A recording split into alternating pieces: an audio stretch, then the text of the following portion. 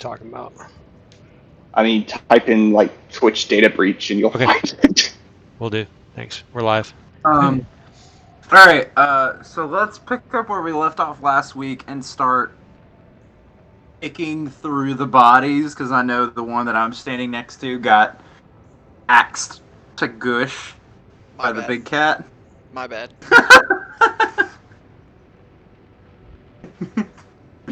Yeah, she got ganged up on, no doubt. I think it was like crit on the curb stomp there or something is how we ended that. I think I just hit her. I think that just was a hit. He critted earlier. He critted earlier. As I just didn't stop swinging once she died. Oh, that's right. That's right. You continue to chop the onions, as they say. Yes. And how is everybody doing health-wise? I'm bleeding fiercely out of several organs. I'm about half down. Have you ever seen a belly button bleed? Because that sounds like me. Because I have 3 of them and they're all bleeding. I'm about half down. I'm a little.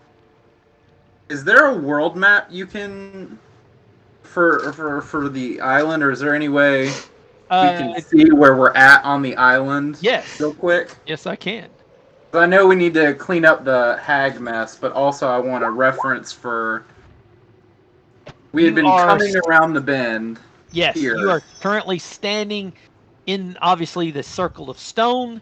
You are at the base of a number of thousands of foot mountain that you know you do have to somehow get to the top of. But you had heard the rumor, or from the little ice method, that there, the way to it is in a southern portion of that mountain.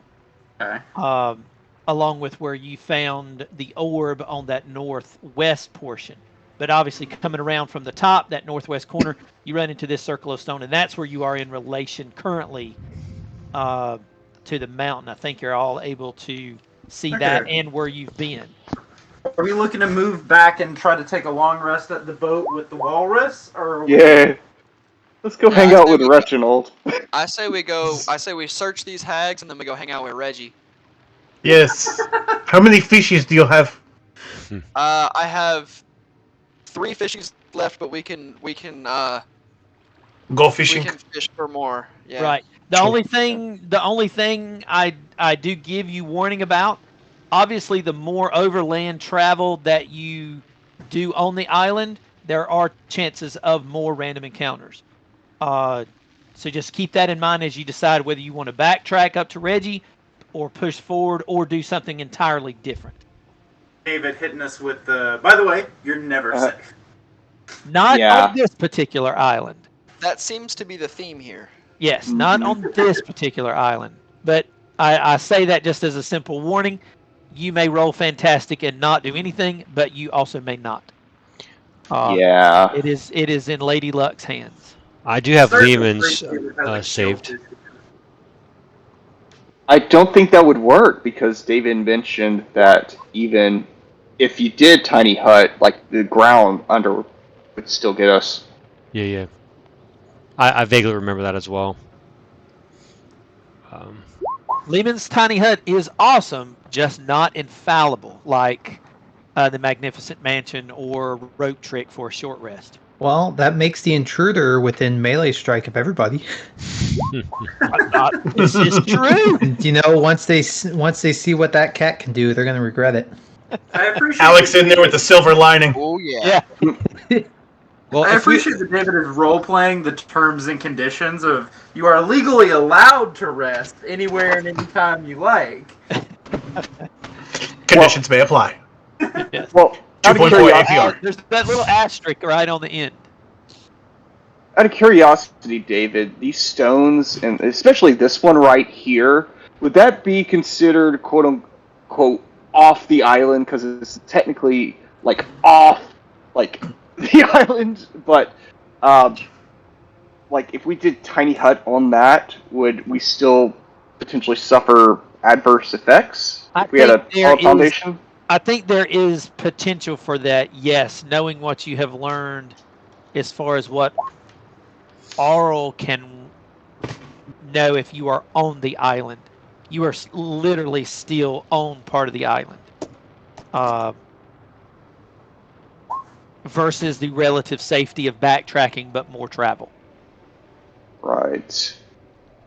A hybrid is shake down the hags and do a short rest, and then go to Reggie. That is true.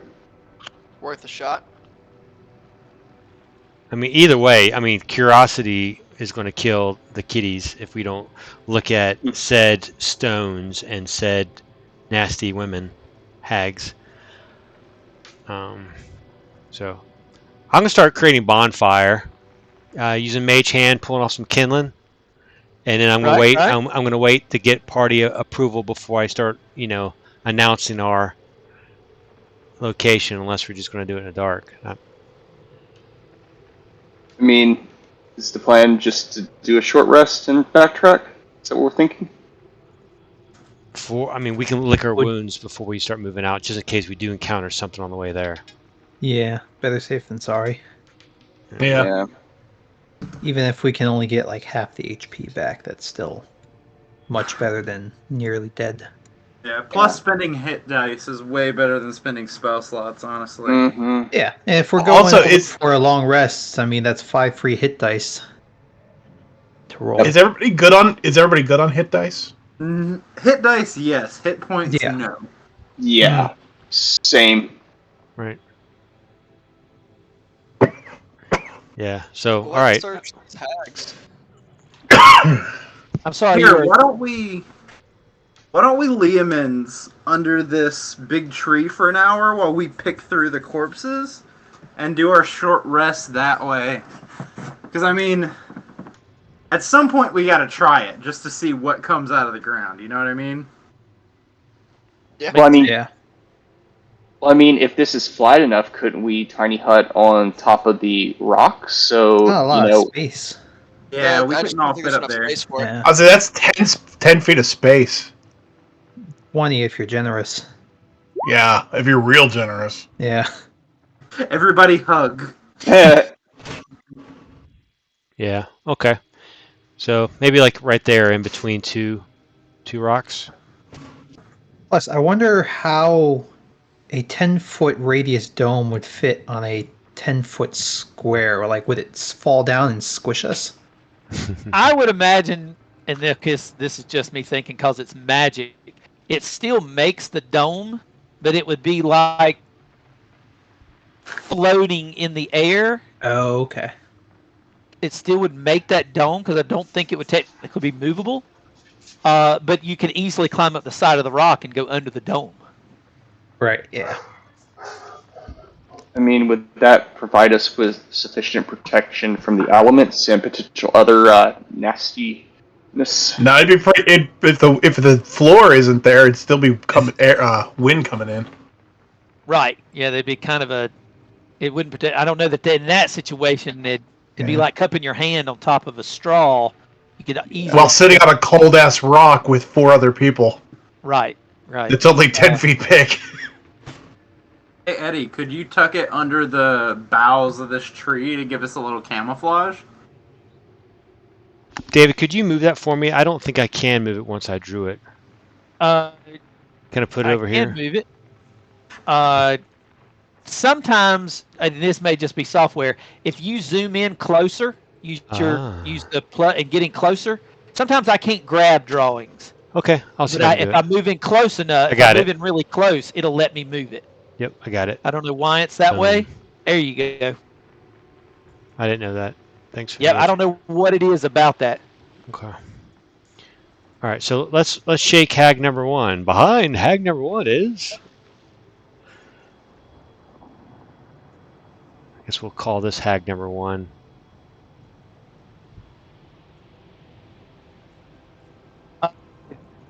You're gonna search Miss Narcy up there that basically got hacked to death.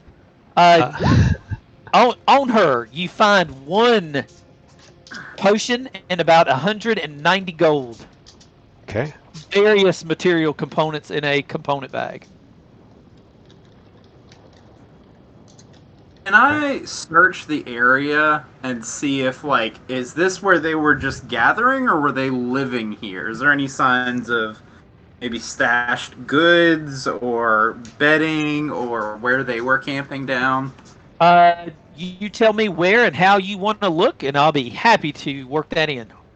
I mean, start where the dome is going to go, flatten the snow out so that Eddie's got a good, nice, round place to do his work, and Sure. then spiral out You would from like there. to give me a investigation or perception, whichever you feel like is what you're going to be doing. You're going to be digging through it. You're just going to be looking around. I always get excited because persuasion looks like perception with my dyslexia, and those are very different bonuses. Fuck! Well, lucky for you, under that tree, and a DC of 8, you find a tunnel. It is in the crux of a tree and not very hard to see. That as you start looking around, you would have found it with your passive as well. As you look around, in that tree is a rather fairly good size hole, which you can climb in and down. Away I go. You going to take the lead on this? I'm gonna stick a torch in the ground next to the hole, wave everybody like I'm crawling into an animal den, and I'm gonna slide down so that they can do their own stuff while I'm down here. But you're actually going to create a torch? Is that correct? I mean, yeah, I'll light one and stick it right by the entrance to the hole. Okay. Let's bring. Because I've got dark vision. I can see down here. Right. That's why I was But I curious. want them to be able to see where.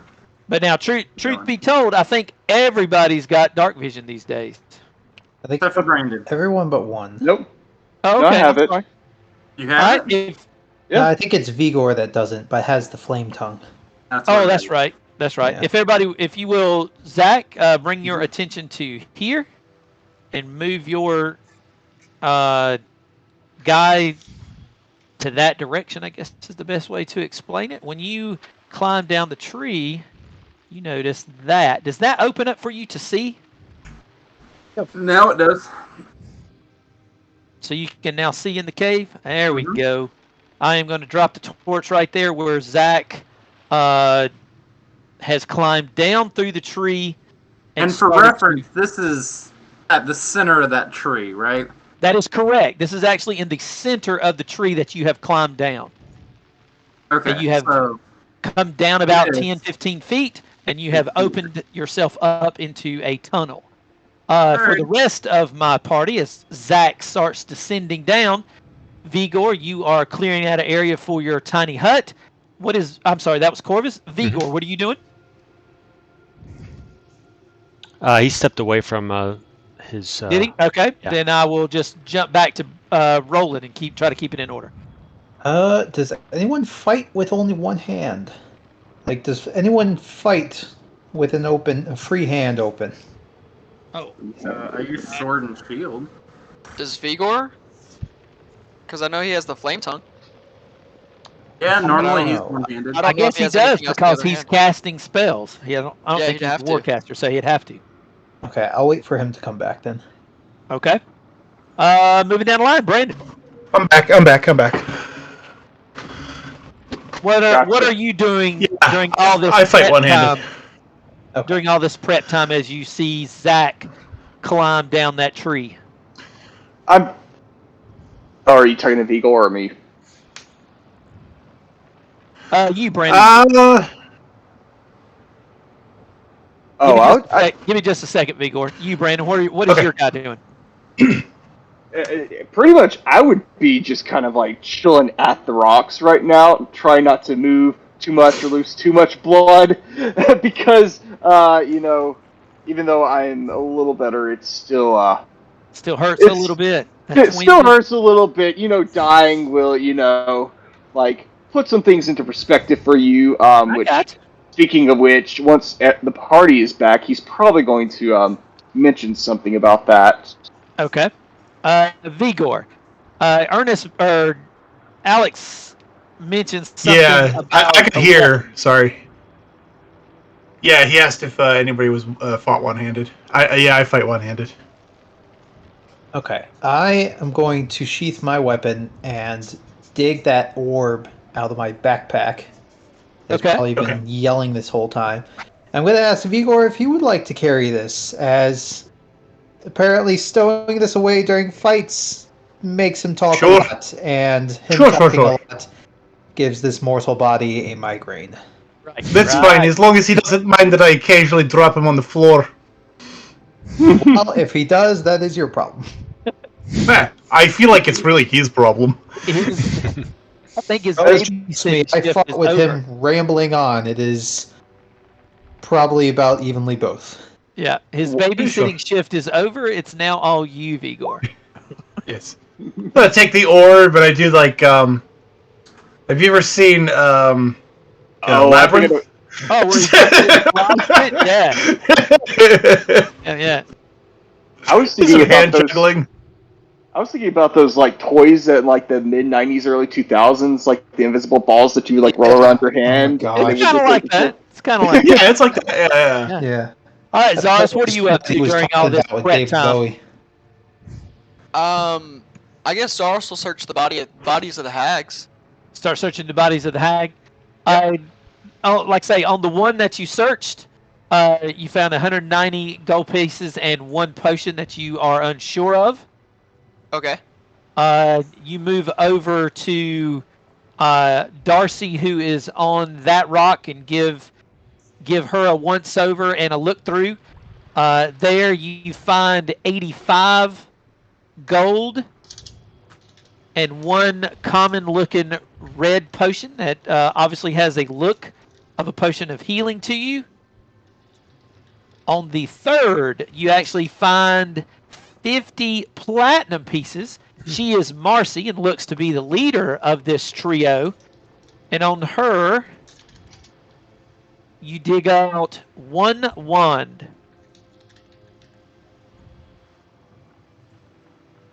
All right. And then I guess when he's done searching all the bodies, he would start walking over towards the tree, technically, to follow Eleander. Okay. Back to you, Mr. Eleander. Let You me are see what my deep elf in the eyes cave. do. There's 35 feet. All right, as you come down this dugout and what looks to be smoothed and stoned hallway, you come to a section in this hall that opens up into a fire-lit room. Interesting. You I'm gonna see a do a number of little tables and bird desks call and a hearth. and see if I get any response or hear any. I want to see if I hear anything moving around in the room or hear any breathing before I come fully around the corner. Hit me with that perception, sir. Whippoorwill. Perception. Ooh, dice rolling good tonight, boys. You get a lot of wind and coming from behind you, and you obviously hear the crackle of the fire and everything from the hearth in front. But other than that, seems pretty standard. Nothing sticking, nothing coming to those elf ears. Sure, I'll keep my sword and my shield up, but then I'll enter the room.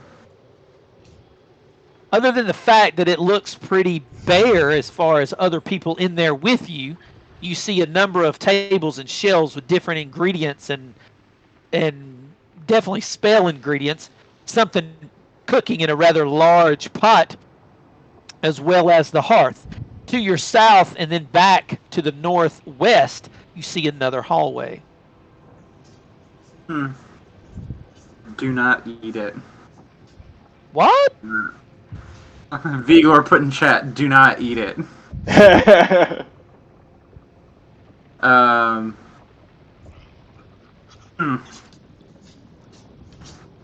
I guess I'll continue poking my head around if it's still me. All right, we'll pause it right there. Let me jump back to Roland. I am going to follow Eleander down the hole. All righty. Yeah.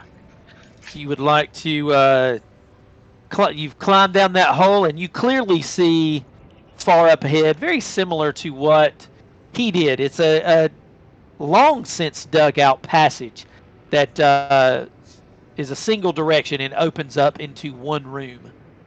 If I can hear him coming down, I'll kind of slow myself so that he can... I think in that suit of armor, you can definitely hear. As you come into the room, I kind of give you the little soldier's wave, like little hand signs. Okay. That'll be my turn. Okay. Then back out, Brandon. Anything different for you this round, or just continue waiting for protective measures to happen? Pretty much that. He's not going to be moving a whole lot. You got it, Corvus. Anything else? I am round 2 of 10 more of casting this 1 minute spell. You got it. And I'm just like kind of shaking my head like I can't believe they're going down the hole. But I'm not gonna stop creating this dome. Okay, Vigor. Yeah, I'm gonna stick with Corvus and Ernest. Right. I need a rest before I go do anything foolish. Digging in the hole. All right, Yeah. Zaris. Bodies cleared.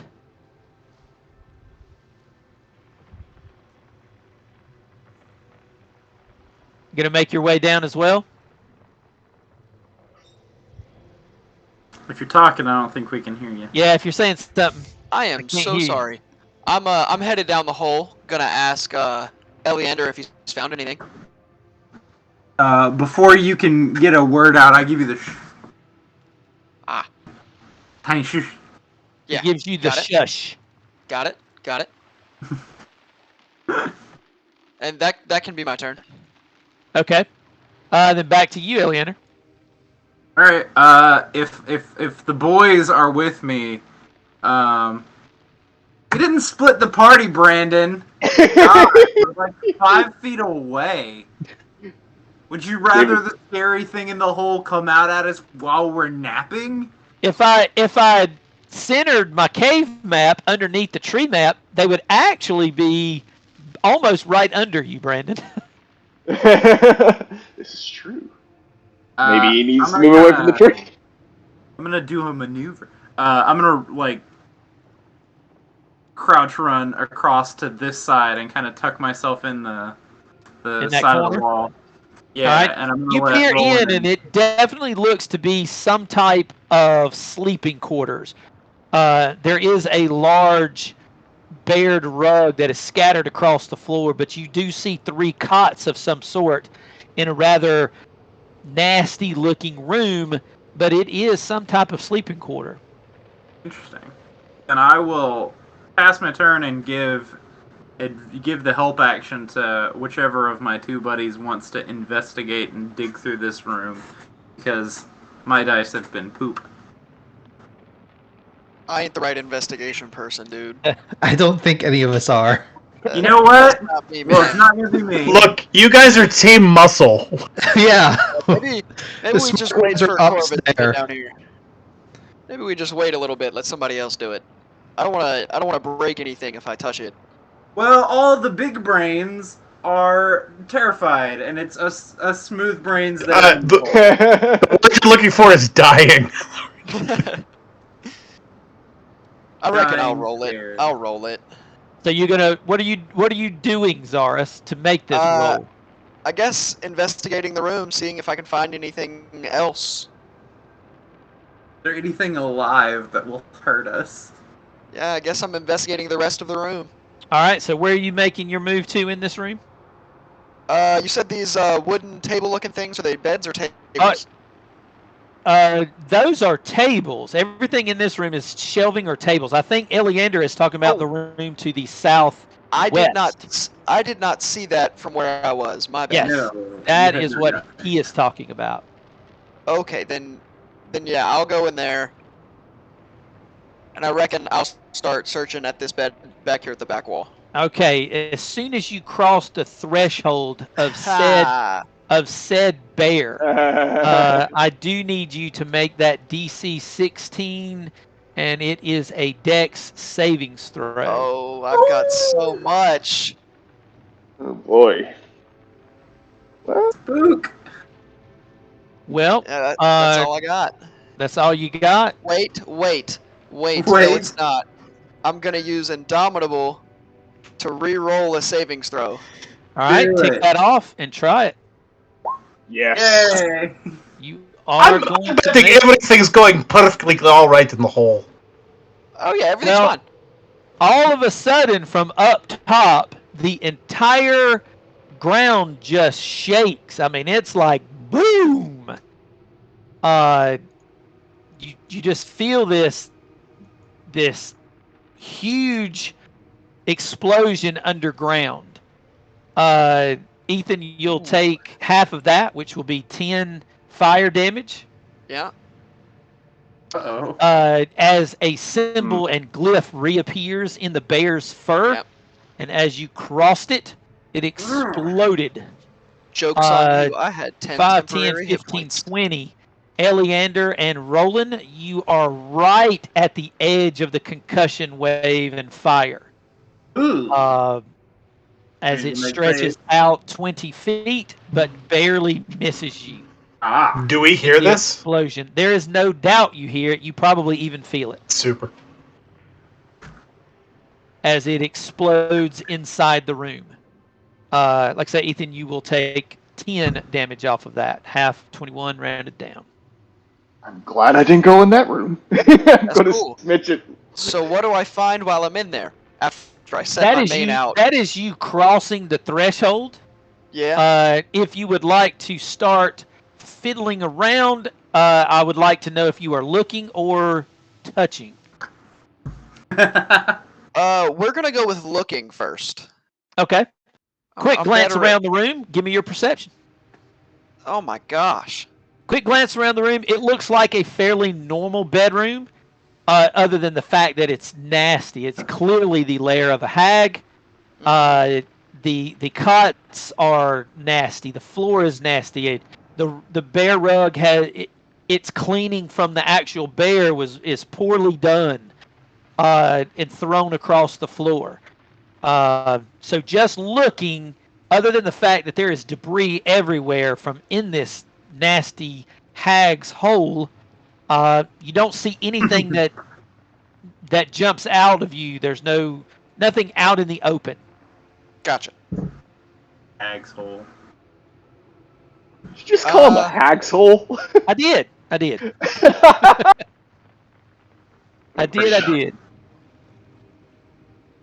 Oh Lord, I hope this is better.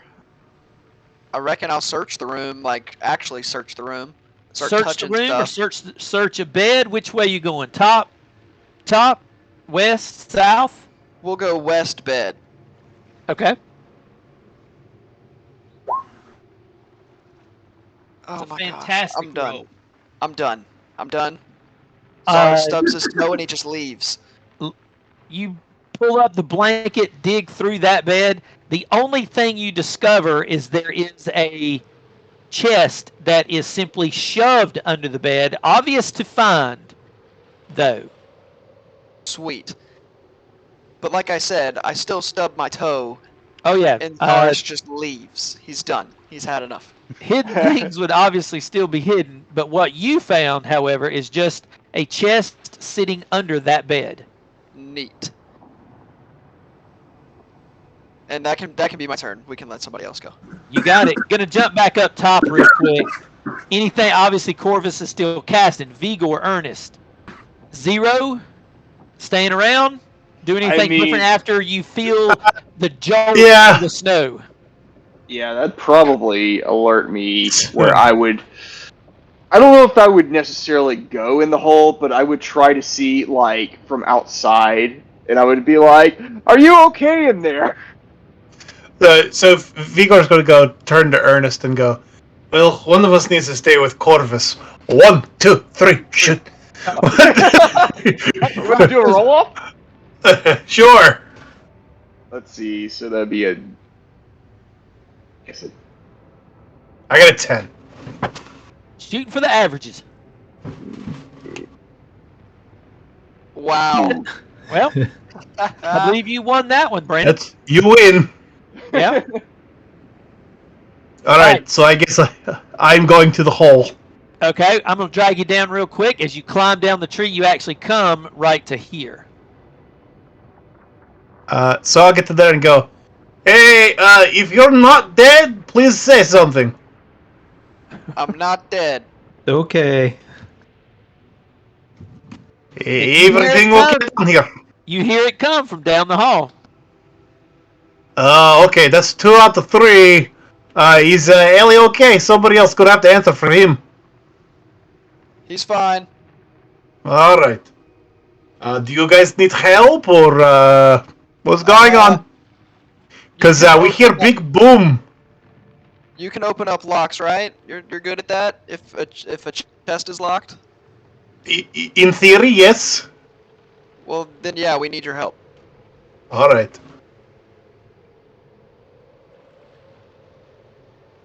Alright. What's going on? There's a chest under the west bed, but then I stubbed my toe and got mad, so I didn't search the rest of the room. He puts out a little bit of fire on his shoulder. Yeah, my main's on fire. So I'm not going to touch it, but I will look at it, see if I can see anything obviously trapped or anything. You look at it, but it is impossible to tell. There's no big padlock on this chest. Can I investigate it, see if there's any traps? You can investigate it to see if there's any traps. During your investigation, the only trap that you find is that as you look at it and you shift left and shift right as you're looking, you notice that there is a shimmer in the air. And as you twist and turn and look at it in a different light, in a different direction, there is clearly a glyph on this chest. Yeah, I don't have any way to dispel glyphs. Yeah, this particular chest is magically warded. We'll probably have to get it dispelled. I don't have anything to do that.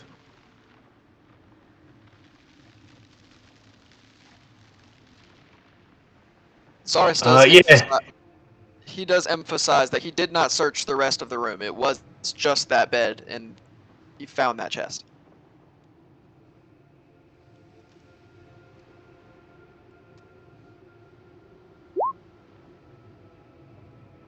Well, I don't see any other damn things in here either. I was about to say, so is Vigor going to search the other beds, or is he just like putting his hands up? I don't see any damn thing in here. I got a 1. Yeah. That's about as good as that was about as good as Zara's. That's However, better than my investigation. Technically, though, my 1 is a 7. Right, this is true. My 2 was a 1. But again, very obvious in your looking around, you don't see anything that just immediately sticks out as you look around the room. Yeah, I don't see anything in here. Oh, by the way, don't eat that stew. Just trust me on this one. Oh, it smells great. It tastes like people. Oh, okay. He is advising against it. All right, my party underground, since I know our 2 guys are just hanging out. 2 guys up top, please let me know if you decide to do anything different. What does this group underground want to do? You have one chest under the west bed. North bed, south bed have not been pilfered through other than just simply looked at. And I do actually mean just looking.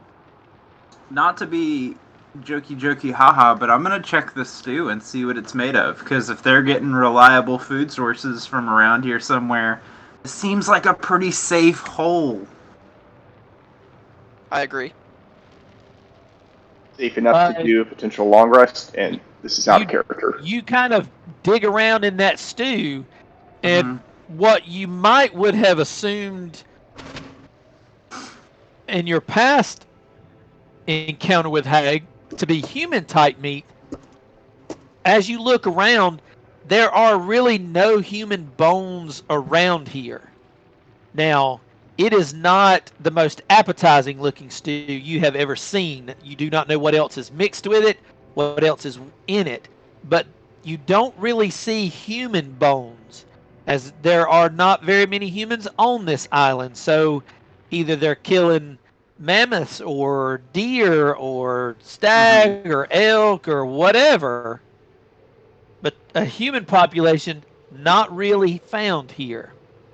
As a survivalist, could I spend my time while everybody else takes their turn trying to figure out if this is a potable stew, and if so, using like my rations and things that I have on me to kind of make it less shitty tasting, so that when if we do settle down here for the night or for the moment, it's at least a food source for the group. You look at this and you realize pretty quickly and pretty easily, yes, there is true tasty meat that was added into this stew. Their ingredients was not for human consumption. Interesting. So this was not a food source. This was. It is not the meat that was added that makes it bad. It's the other things they have added for hag flavor that makes it bad for human consumption. Alright, then I'm gonna spend the rest of my time toting this up to dump it out in the snow. Okay. And then I'm gonna clean the pot out, while everybody else does important things. You got it. Zaris, Roland? I guess I'll investigate the bottom bed. Why not? It's something to do. Another? Sure. Awesome. Oh my gosh! Well, again, See, I told you, ain't shit in this room. nothing hidden comes out to you as you dig a little bit through this bed. However, there is also another chest under this bed that is obviously found by simply moving the blankets. Okay, I'll It is just do that same thing under this bed. I'll just take off the blankets to the north one then as well to see if that's also the same. Also the same. You simply remove the blanket and there is a chest underneath it. All right, that'll be my Each turn. one slightly different than the other, as if all three hags had their own stash.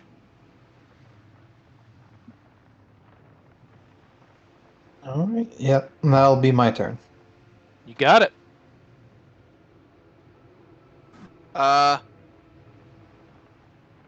Zaris will ask Eleander if we know anybody that can get rid of those glyphs. Like, do any of our people have the capability to do that? I kind of, as I'm dumping out the pot and kind of using shape water to scrub it so that we can use it to make food, I kind of gesture towards Vigor and Ernest and throw a thumb skyward to reference Corvus up top. Any of the spellcasters, bud. Gotcha. Well then, Vigor said he didn't know how to do it, so I reckon Zaris will run back up to the top and say, does anybody know how to dispel magic? Oh, I do. Yeah. What do you Come need here. to spell? We got some glyphs, just something slight. We need your help. Gotcha. All right, I'm gonna drag you down real quick, Ernest. I'll be like, you're on your own, Corvus. You are here, For a short while. and they are in the other room as you follow Zaris back to that main living room. I Gotcha. will say this. Zaris will, realizing nobody else is out there with Corvus, Zaris will stay out there. So I'll move my token back up there. Yeah. So I will Is this the chest, I guess? Nope. Inside the bedroom to your west. Okay, gotcha. They have now Alright. discovered 3. One under each bed. Gotcha. Ernest, how is Carvus doing? Oh, he's still up there casting. Zaris is going up. Did you overseeing. okay? You didn't leave him alone. Okay, good. No. Okay, good. Yeah, and I'm going to look at the boxes real quick. Out of curiosity, David, could I give like some sort of Arcana roll to see what kinds of glyphs or potentially gleam at like what power that these spells are imbued with? I think it's self-explanatory at this point.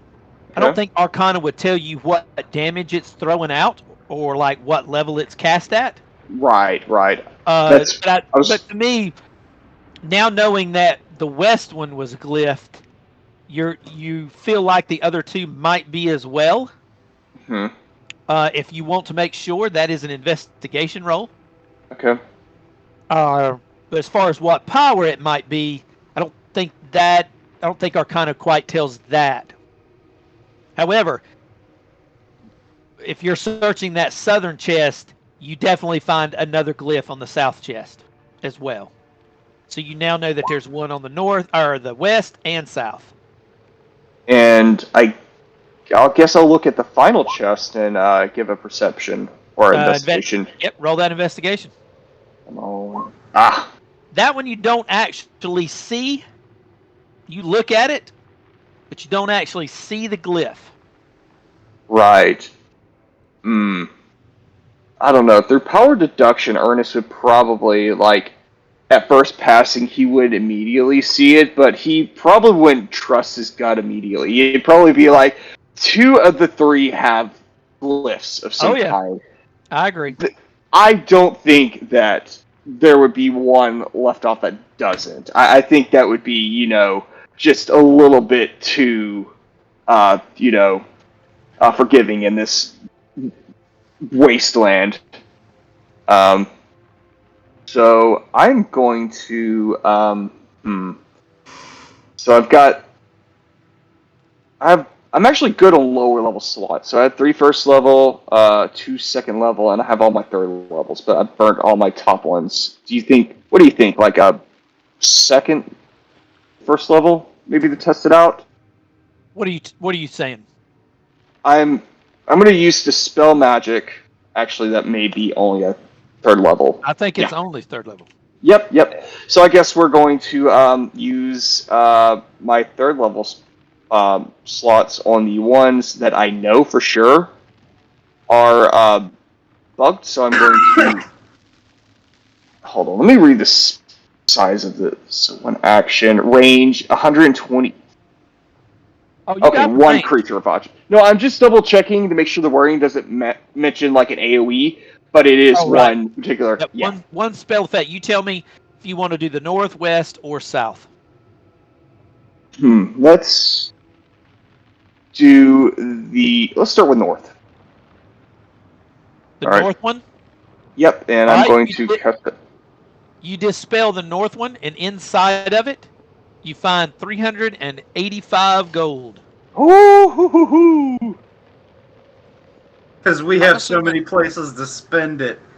I know, but that still, makes Ernest very happy. He is, it's the little things. Yeah, coins are pretty small. Yeah, absolutely. But put together. He's going to. You said the south did have a glyph, so. The south had one you are sure of, and the west had one you're sure of. The north one. I thought. Oh, okay. Yeah, we'll just burn the. The north one you weren't sure of, but you dispelled it anyway. Gotcha. So we're going to get the rest of those. I'm just going to burn my third levels. You're just going to go ahead and dispel the west and the south? Might as well. I'm hoping we could. But the plan is... Use all 3 of those spell slots. Yep. The north chest had 385 gold. The south chest had 265 gold. However, the third chest, which was west, was obviously the lead hag, and she produces this. Oh boy. Ooh. Oh, cool. Oh, 4 potions of greater healing. Thank you. A mandolin.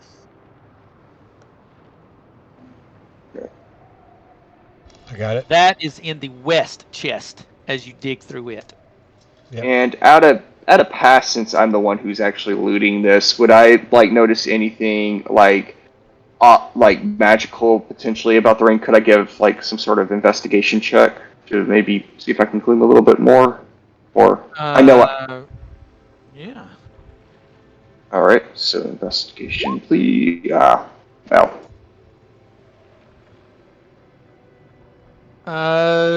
You look over this ring, and it's a pretty simple band. Doesn't seem to have any real kind of symbols on it at all. Yeah, I'll look. Which, Corvus. by the way, I'm a little shocked at as well. Yeah.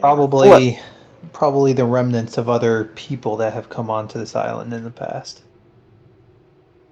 Yeah, all the magical items. All the magical items I'll let Corvus discern when we have some time. But yeah, I'll gather all the gold and I'll let someone else take the floor. All right, who's got the who is actually carrying that bag of holding? If that is where you are stashing things. Oh, is he? I think. I don't know. I don't think we ever I just remember that Stoneheart doesn't, and that my character doesn't. I thought he was carrying it because he was out. Yeah, we said that you gave it to him since he was keeping the list. Yeah, I mean that, and I also have the dog sled at one point in time, so kind of makes sense. Okay. Corvus, the stuff guy. Yeah. Yeah. All right. On that note, you've kind of cleared the area, found the hag's lair and treasure. Mm-hmm. Eddie, they searched through all that a couple rounds, and your tiny hut comes into existence. I have a proposed idea. What if we have, say, myself and one other person sleep in the hut, or we can take shifts, because the hut you can see out of, right? Yeah. He can make it whatever he wants. Yeah, I can make it opaque if need be. So what if we take shifts on watch in the hut? Because for a long rest, you only need 6 hours of sleep and 2 hours of downtime. So what if we take shifts in the hut in pairs of 2 and try to long rest here with the bulk of the party sleeping underground? So basically treat it as an outpost for keeping watch? Yeah, because nothing can come through it. And you're close enough to the hole that you can forward shelter. Yank on a rope or something if something's coming. You can kind of do a rope and a tin can. Yeah. We could try, yeah. Would you guys be comfortable with that instead of trying to fight all the way back to the boat? It'll be less random encounter rolls, but it's also not a guaranteed long rest. That's the trade-off. I feel like if we make it back to the boat, it's an almost guaranteed long rest as long as we make it there. But here, if it gets interrupted, it gets interrupted. But with 1 hour, we could still roll. It's not a guarantee. It's just that if it's interrupted at the boat, we have one other ally with us. True. Then yeah, we could try it. I don't have any problem with it. Yeah, I'll start taking some of the little bit of leftover fish that we had and the rations that I have, and start melting some snow in that pot once I've got it cleaned out. Right. Get a fire going, but my understanding is you're going to try to swap out a lookout at the top, as well as try to do a long rest. Correct? How many of us are there? There are 6 of us. Yep. So what if we go? That's 4 lookouts. And we have to do. I'll definitely take one of them. Right. I assume. I don't know how Yeah, y'all I'll do take one. identify. I can take one. I don't know how people do identifying stuff, but I assume Corvus would be identifying those items during the 2 hours of downtime that we have. Yeah, Eddie, can you ritual cast that? I don't want you to burn spell slots identifying. It only takes 11 minutes ritual casting, so that would be all of them. Right, but I don't think ritual casting would be Well, so what we considered light rest. Oh, okay. No, You know what I mean? I mean, he's casting spells. I don't think it would be considered. Well, but the Sit first back, read the hour book. I could do 5 of them. In the second hour, I can do my short rest. And we can always long rest and Also then true. stick around for an hour planning. Like we don't have to long rest and then immediately move. So he can ritual. Or it's also going to take you some time to make the stew and get situated, so he could just start identifying stuff right now. He'll Yeah, take his long rest like an hour later than ours. Like he'll start his later. That's a great point, everybody. What if we take an hour to wait and just see if anything comes by, and if it stays quiet while we identify items and bed down, then we'll stay here. But if after an hour we've seen something moving on the horizon, then we can pick up and move before anyone tries to go to sleep. Yeah. That work, David? Sure. So Mechanically? here's what I'm going to do with that, given the preparations that you're doing. Give me basically a D100 roll, but twice. Give it to me twice, and I'm going to basically take the lower. Someone else do that. 97 and a 22. All right, a 22 does not. A 97 clearly would have. A 22 does not generate anything, and so you will take a long rest here. Hey. Right. Nice. Do some pretty good prepping. I'm gonna, since we got a long rest, I can change my spells. Oh, that is a good point. Spells. Do what?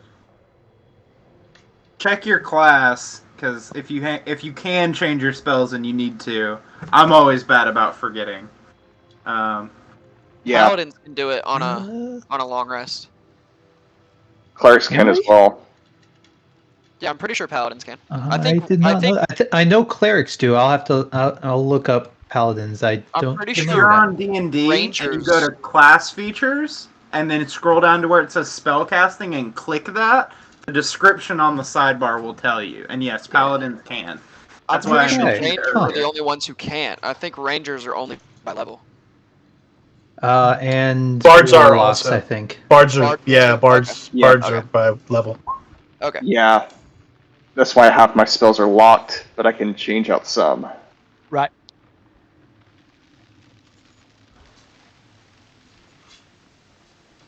About that. So, David, during my first hour, I would want to do been ritual, good to detect know. magic, and then identify the whatever's glowing. Okay. Give me one quick second, and I will update that note. Awesome. And I'm sure by then you guys would have told me about the glyph that was giving you issues. Mm-hmm.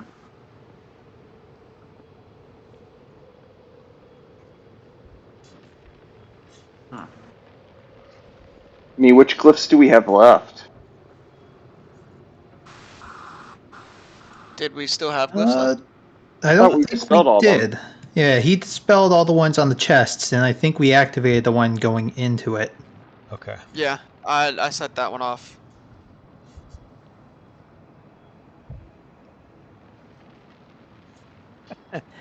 I don't know what's happening, but now it won't let me. Now I can't. I'm gonna jump out of the game real quick and relaunch it. Now it won't Okay. let me bring that treasure note back up. Quick, while David's out of the game, let's all metagame. Oh, he's still Yeah. listening. Discord. What? Say what? I'm sorry. What? There it is. Did we search the main room with the pot? Like, did we look at all the tables and shelves or whatever that might be in here? That's a question for either Dad or the rest of the party. I haven't. Other down there yet. than visually, the answer to that is no. Okay.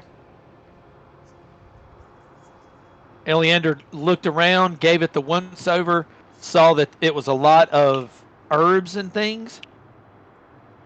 But that was really all he did was gave it a look over visually. This is the new updated note.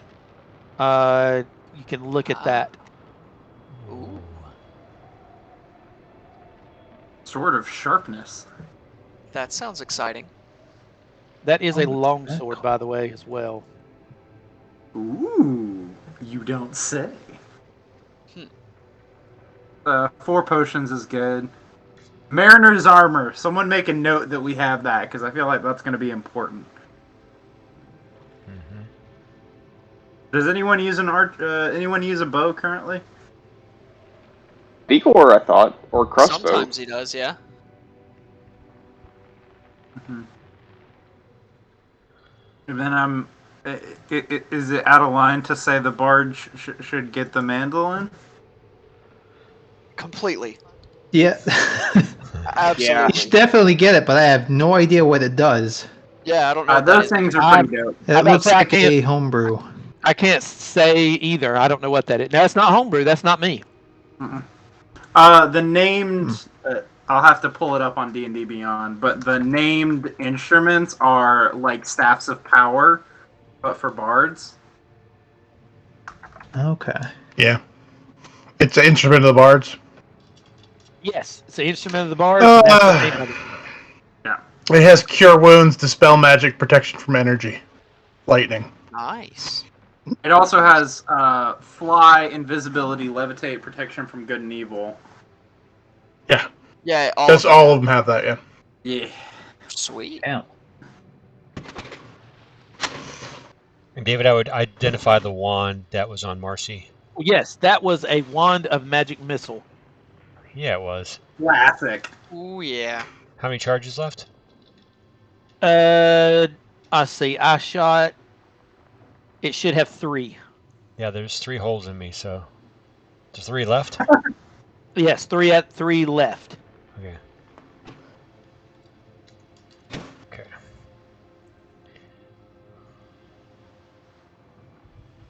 All right. But yeah, I'll take the mandolin.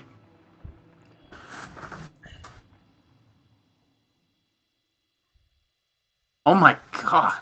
Sword of sharpness is fun. Mm-hmm. And it also shines light. Not for me though. That might be a somebody else thing. For the sword of sharpness? Yeah, I've already got a 2+2s. I can't use it. That's not true. I can. I would not be great with it. Yeah, I think the Brain Buster is a bit better. I'll have to look up exactly what it does, but I think just the damage output. Damage, the Brain Buster is better. The Sword of Sharpness is better for like. Honestly, it's better for like a dex fighter or someone that's swinging with dex because it does extra damage on a d20. Like when you crit, it does bonus things, and it can also shed light in 10 foot. So it's more of a utility or multi-attack thing. If I'm being real, I don't know why I've been like very power gamery lately. Like just tweaking mechanics has been very fun. Hey, David, the Mariner's armor, what kind is it? It did not tell me Leather. that. It just says Mariner's armor. The note unidentified said leather armor. Oh, I'm sorry. If that's Is it? what you meant, then yes. Leather armor. Okay. Leather armor. I thought like that mandolin, if there were different versions, I only know what it was giving me. Okay. So it would be leather armor that is Mariners, of the Mariner armor variety. Variety. Okay. So Vigor's gonna start playing the mandolin. Just kind of tuning it. Just tuning it up a little bit. I got you. Well, let's see what happens. Oh, good. No psychic damage. Yeah, no psychic damage. I am assuming you are also going to spend. You got it for obviously taking it. You're going to try to spend some time to attune to it. That's what I kind of was role playing. Yeah. Yeah. Okay. That's kind of what I figured. Yeah. don't want to take psychic damage every time I play it. So.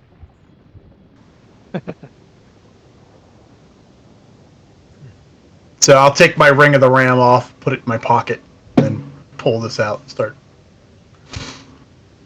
playing 10 Town Roads.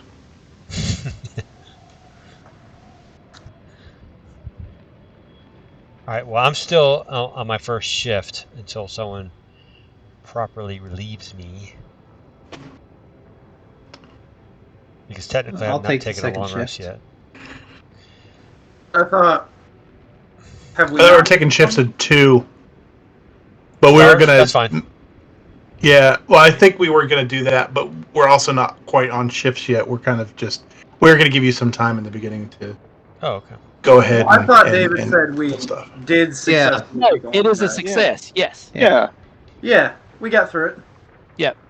I already hit the long rest button, so. Same. No. Yeah, That's I fine. did too. Yeah. No. You succeeded. It's always good to roleplay out. Right. Any other questions on that attunement, Vigor? No, I'm good. I'm just going to play Smoke on the Water and then go right into Stairway. Gotcha. That's ice in the water. Ugh. Too soon. All right. I'm sorry. I'm doing my spell book right now. Talk amongst yourselves. So Do we get a any spell topic? books at all? I mean, spell components, but not spell books, correct? That is correct. Any talismans or ornate jewelry that would look like a line to a patron? To a patron? Yeah, trying to figure out these are sorceress or Sorcerer. warlock. Yeah, wizards. From my reading of this, their spell casting all came from innate, and they are an offshoot off of what is called an Ennis hag. If you want to, here, I'll just show you a picture, a little bit better picture of what they kind of look like. Monster races are not bound by player classes. Right. Oh, so that's gross. Yeah, exceedingly. So no spell book, but you do see numerous brewing ingredients. Okay. Any labels on the cauldron or the bowl? I know the one we found before had a mixture of Druidic and Sylvan, if I'm not mistaken. Now say that one more time. What languages are, if any, or symbology are on the cauldron or the pot? On this particular pot, it is really nothing. It is a large, metal pot. It does not come across as magical like the other pot that you had found. Gotcha. It seems to be a regular, massive cooking stew pot. Gotcha. Okay. So, with a long rest successful, any questions or anybody need any more time? I'm just. You can continue. I think I'm doing my spell book. Go ahead. I'm sorry. I think at this time, Ernest would probably bring up, the whole dying situation. Like, because... Zaris is right, though. You did find a spell book earlier, Eddie. I think I got that. Yeah. I just haven't put it on Facebook yet. Okay. Focus on what, Ernest? the whole, the dying situation and kind of, what he saw, on the brink of death. Yeah, so I'm going... By all means, please explain it to the party. Yeah. So, I'll go ahead and just kind of be like, when I died, I wasn't dead. I was, pretty much, transported to a, I would say it's probably some alternate dimension, and, guess who was there? It was, Levistus, of all, people. Levistus. Why does that name sound familiar? So, god It's, of. He's the one that they're trying to trap here and make his prison. He's the demon dude. Yeah. Yep. Ah! Well, devil.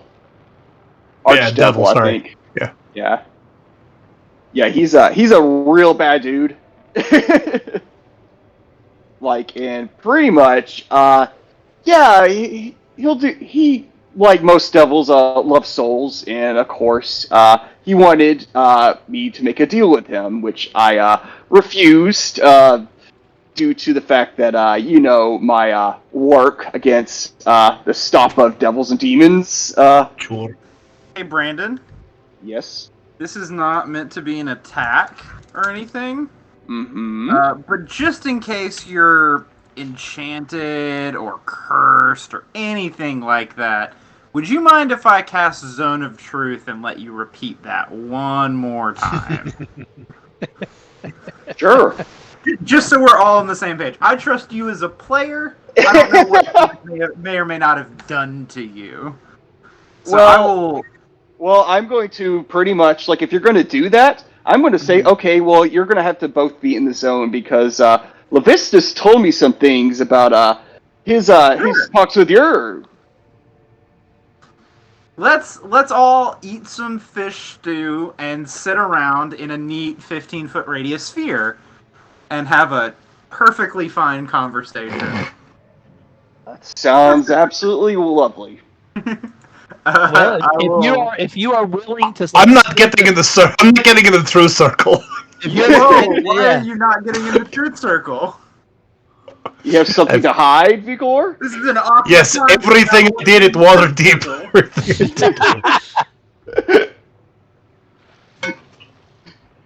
he's not been the nicest guy in Waterdeep. What happens in Waterdeep stays in Waterdeep. I think all of us are due for some fun party building truth circle time. Right. Dinner. So, is anybody obviously spin the spell slot? Is anybody, I guess, technically resisting this Zone of Truth? Yeah, it's a... I mean, no. No. I came in being earnest. Charisma save, and you can choose to fail if you want. Right. But I just want to do it. That way, in case you're cursed or enchanted or anything like that, where you're required to lie, we can get a hint. You know what I mean? And also, in case anybody else has anything going on, I just think it would be good for morale. You know? So Yeah. Eleander, Well, I know. water to make the symbol for 30 feet around the edges of the room and serves dinner. So, Eleander throws up this big red circle. If you are getting into the circle to be a part of the truth powwow, please do so. If you are choosing to stay out of it, then do not be in the red. Yeah, right. So, with the circle up, I assume everybody in the circle currently is not trying to resist it, as you would need to let me know that, because Eleander would also know. With that, then I will open up the floor to Ernest, since Ernest started this conversation. Yeah. I will pretty much reiterate what I just said, which is that, he will try to make a deal with you for your soul. And it pretty much can be like, he really tries to get you with the whole fame and money and power. And, all that's great. I've had all that before, and I still really like that. However, I've known from past experiences that money is prone to fade over time. It's easy come, easy go, as they say. And what he was offering was unfortunately in misalignment with my mission for my god. So that was a no-go. How about you, God, I forgot your name. Sorry, our character I played was Eleander. Eleander. God. Yeah. So He you, is truthful. It's working. what was? Eleander confirms that when he went down during the fight with the giants, he was found in a very warm and cozy room with a very convincing gentleman offering him many things, but the things that he were offering were vague and shallow, and clearly this being did not understand who I am and what what my whole deal is, and I was able to resolve myself and shut him out completely. I sat down in the middle of the room and prayed until he shut up, and I was back up. Nice. Well, we have the zone up. Anyone else want to, like, like, And that is also truth. That is truth. Cannot speak the lie in the circle. yeah. Anybody else got any confessions they want to get off their chest or questions for others? I mean, you do have a priest or a cleric among you. This is part of my duties as, In character, Eleander throws up 2 fingers on each hand and curls them and uncurls them several times. He's inventing air quotes right now. Right. I don't know why you're so, like, Venting here. untrusting of Ernest. He's a completely honest, on the level guy. Like, nothing to worry about. Eleander responds in character, trust, but confirm, and then eat soup. Right, if nobody has anything in play with that, you have now learned that the 2 people that have been knocked unconscious and got near death have been visited. Yeah. Moral of the story, don't die. Yeah, before we leave the circle while we're having dinner, To which both of them did indeed turn down said deals. Eleander does, like, if the party doesn't immediately come up with questions or comments or anything deeper, he does lean over, because we're sitting next to each other. He does lean over to Ernest and go, how much money actually makes it into the collection plate? And just, like, dead stares you until you answer. Like, can you give me a hard percentage, an estimate? Oh, like, just me as, like, player of a character? Like, what I would think? No, roll. in character. Like, how much he's is Ernest actually putting in his pocket? So He you does just put- can't lie. He does put, like, enough for his room and board, because, part of that is, like, him staying at he pretty much, like, what was his house? Look, you gotta pay for the mansion. You gotta pay for the plane. You gotta pay for the boat. Right. You think that private dragonfly ship flies itself? Got to pay for a pilot? Well, I mean, we haven't really talked about this, David. How much is my church actually bringing in? Like, because I've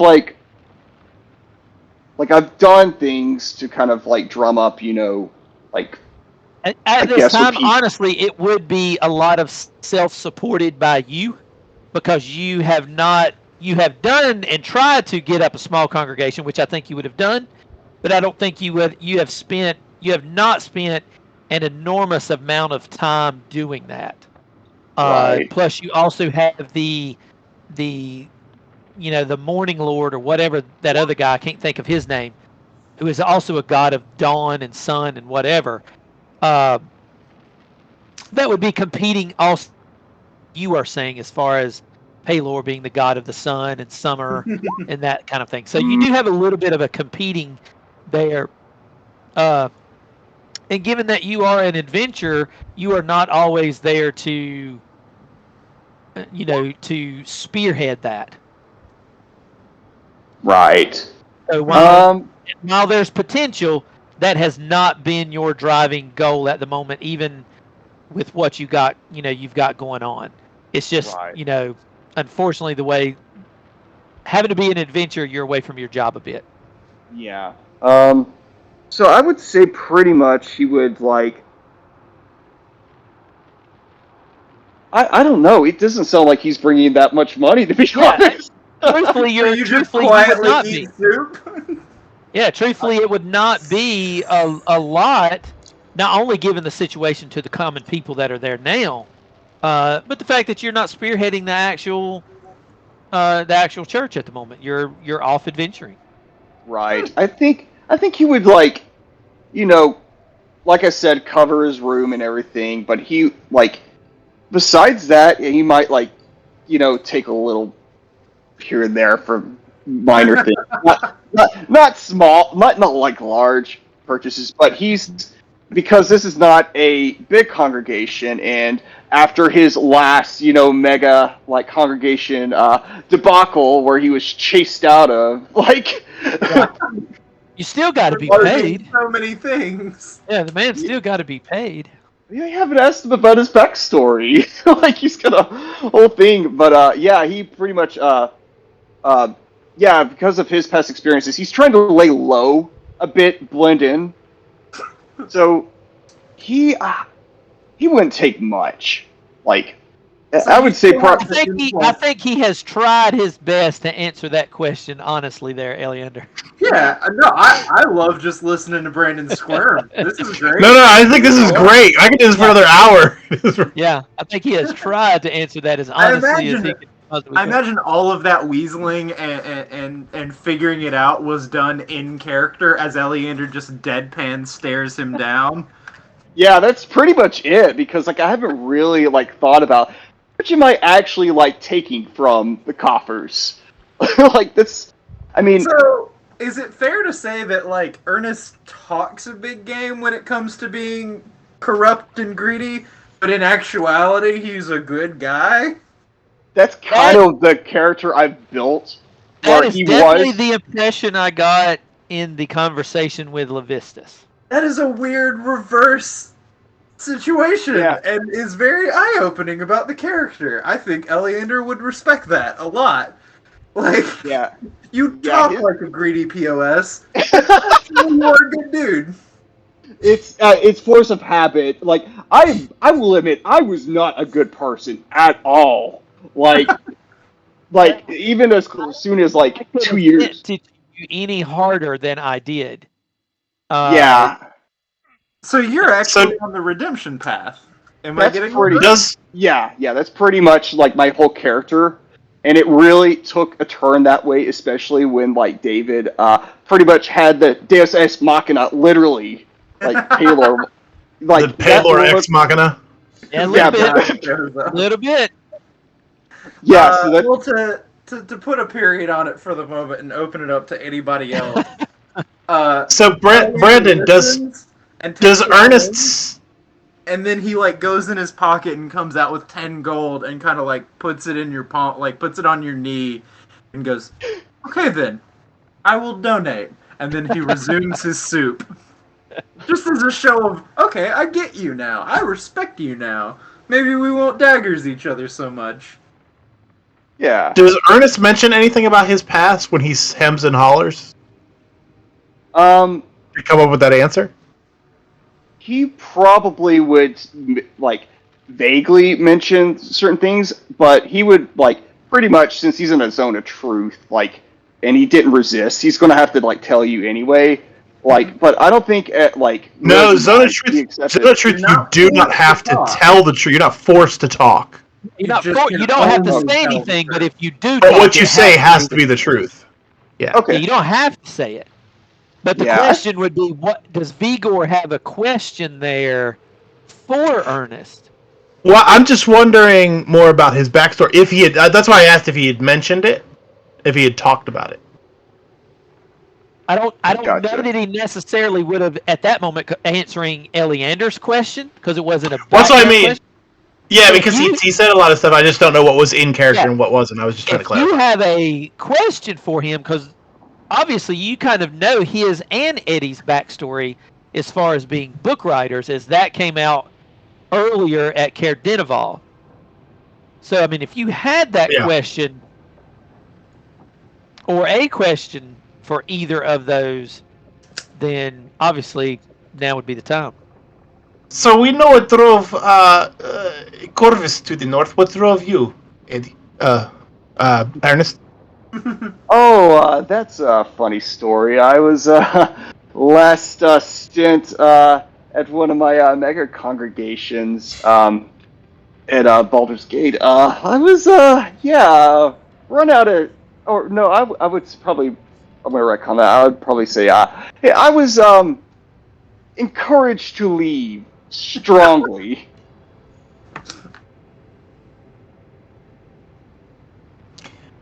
Were the people encouraging you having pitchforks and torches? Yes, you know the ones. Yes, I've been encouraged. I've been encouraged to leave places before as well. Yes, it was essentially Strongly encouraged. very much so, very much so. Anybody else?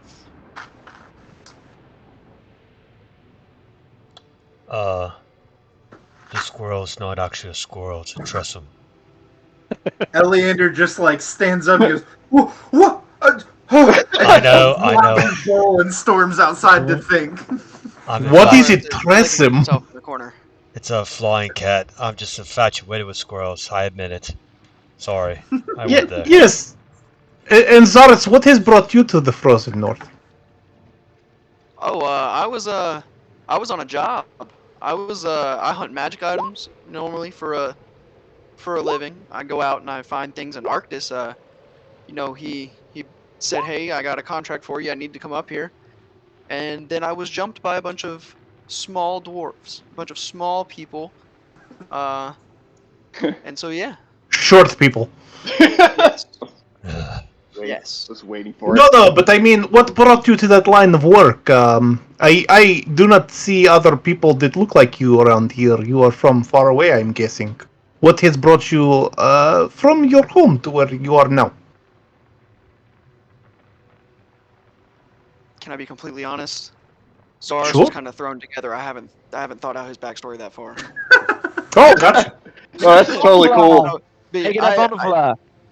I do, because I know it got interrupted. I think it was 2 sessions ago. My phone was blowing up. I had to answer the phone. I can tell you about my dagger now. Oh, sure. Yeah, the dagger, every once in a while when things pop out at us, you get the tingle in your brain and it kind of alerts you. It's the Peter tingle. Yes. Yes. In my tribe that I come from, we're a very nomadic people. There's a story of this great warrior. It was a female Leonin. She by herself went face to face with a hydra that threatened our tribe and our group.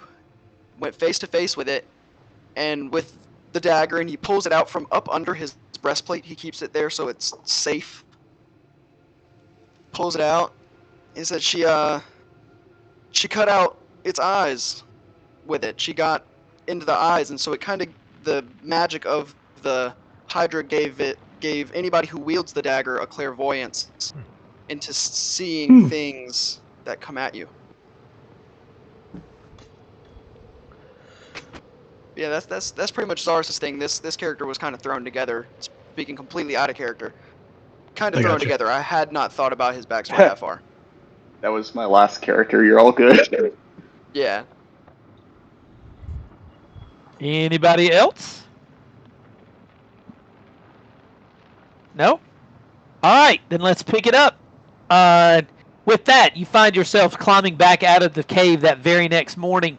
The weather unchanged by what had happened. And I will give it back to whoever was moving that token in whichever direction you would like to go. Corvus, Turns out it's still a shitty cold day.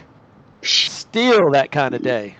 Yes, sirree. I'll join Elliot front when he pauses to kind of look at the horizon. That's like my cue to come out of the middle of the pack to go up there and help him out. Yep. And provide focused thought. Actually, since we've been doing this pretty routinely for It hasn't been days, has it? Actually, yeah, it's been Okay. a minimum of 2 days. You've I taken think a at this long point, rest on the first ship and a short rest somewhere, and then a short rest on the boat, and then a long rest here. I think at this point, when we pack up to start moving, Eleander wouldn't even expect Corvus to be part of the group. He would make room for you on his moose steed. Like, oh yeah, you ride up front now. You're Captain Survival Man with me, because you've been giving me guidance for several days now, and even then before that traveling. So just like you kind of learned how to lockpick from, or Vigor was learning how to lockpick from you. Mm-hmm. I think Eleander would kind of be in.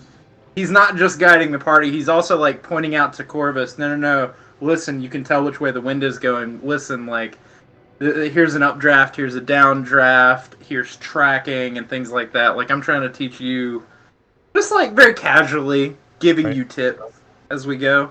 Now, David, on the way over with the whale, did we bring all of our axe beaks and such with us? You did not. No, Okay, we came so- on in We're on the back dragging of the whale. boat. Right. But yeah, we're dragging the boat. with the sled. That's right. Okay, Mhm. yeah, I would do that. The reason why I asked David is because if I had my dog sled team with me, I wouldn't be able to do that. But yeah, I would join you, and as you would share hunting and navigation through land, I would kind of talk about seafaring and how some of the stars kind of line up and might be able to help you as well with your navigation. And I think that would kind of be the genesis of the guidance role for you. Yeah, kind of comparing how the snow rolls in the hills to actual waves and all that kind of stuff. I like that. I think there's definitely some shared learning that can happen in addition to just better rolls. Yeah. Sure. Heading south, kids. Heading south, you find yourself wandering on the outskirts, not only of the massive mountain that is to your east, but you're finding the intake of the frozen water coming in from the west as you kind of go through what looks to be a little bit of a peninsula area as you are rounding that curve. If you would like to keep going, please do so. Yeah, we'll 3 more blocks. continue straight down. As you crest part of that mountain that is now to your northeast, you notice that to your southeast, you see what looks to be a slightly different formation of ice sculptures. However, this time you notice large 10-foot high walls of ice that seem to surround part of this area, as sections of it are just completely broken through in these walls of ice, leaving huge gaps through it. And through those gaps, you can see a large garden of ice sculptures. However, as you see these, you can tell they are not nearly as amazing or beautiful as the ones you saw before. So these are much more rugged and not Correct. well-formed. Interesting. These are the minis she hasn't painted yet. This is her pile of shame. As someone sitting next to their pile of shame, I feel attacked. Oh, I got one in the garage. It's cool. Let's see. I guess we're gonna follow the ridge and go 1, 2, 3. Or I guess 3, as we kind of skirt the north edge of that area. And you let me know when I need to roll, David, because I'm not sure which ones I'm rolling. Here's what's about to happen. As you skirt the lower part of this mountain and the cliffside, and you are skirting this garden, I'm going to bring you out of that and drop you here. You will notice that you are at the northern part of this. I'm going to move your tokens just a bit to the very top edge. Mm-hmm. I will let you decide how you want to proceed. As you cross this area, you notice that this looks to be slightly different than the statues that you went through the first time. Again, these statues do not appear to be solid ice statues in perfection. These you see as you pass by, you notice what looks to be cadavers inside those two ice sculptures that some of you can see, some of you can't. I think some of you can see a little further than that. You actually see things in these statues, and they are completely frozen things. You see bodies of humans and elves and dwarves, adventurers. You see priestly figures that are frozen. You see real animals and wolves that are frozen in blocks of ice that are of their shape. Shaped ice all around them, and they are frozen inside of them. Along with this area was surrounded by an ice wall that had huge chunks of it that were broken away. Do you wish to continue across the top and see nothing as you move around the mountain that is to your north, or would you like to investigate? We've been traveling for a few hours, so I think Eleander would at the very least stop and kind of like pop off and take a sip of whatever vaguely warm beverage my more magical compatriots can heat up for me and consult with the team. Okay. So Well, why that's what happened last time. Vigor ain't touching shit. Yeah, sounds like it's been put up to a vote. Yeah, whatever you do, don't touch those statues. Like, I don't say anything, but I'm staring at Vigor like, So that there's no ties, Roland will just go with majority. The last time Zaris said, let's go check out something, we got attacked by 3 hags. So Zaris is completely fine with keep moving. Yeah. We need to get out as soon as possible. Can I tell what's frozen in these things? Like, is it people or is it... At the distance that you are at in the 2 humanoid statues you see, you can see an elf in one and a dwarf in the other. And they are completely frozen solid inside the ice. These are not pure ice sculptures. Yeah, those are corpses. Spooky. While we're taking a short break from the continuous riding on, Eleander would at the very least take a knee and kind of use his finger to dig the symbol of Oral into the snow about a foot or 2 wide and say a little prayer of, may you last forever, may you endure in your most beautiful state as you are now. Kind of like a forlorn, hey, at least you'll die pretty. Right. Kind of rest easy thing. But if the party's like, I don't want, we will continue. Anything else anybody wants to do before we move on? Say, are we going to bypass it as best you can? These are the same ones we saw before, right? Or different? These are different. These are different. Those were like... Those were like ice perfect sculpture ice statues perfection. that came to life. Yeah. These are things frozen in ice. Correct. The way I see it, I mean, we're going to have to come past this again to get back to the woman anyway, so we can do it then. True. I think these people are dead, and I don't feel any bad things about continuing on. Continuing on? Let's not ourselves be frozen in this situation. All right. If I'm understanding, everybody is going to be moving forward back to the island. If you would like to continue skirting around that edge, you may do so. Sure. And do I need to roll at all yet? That is the random. Ah, I see.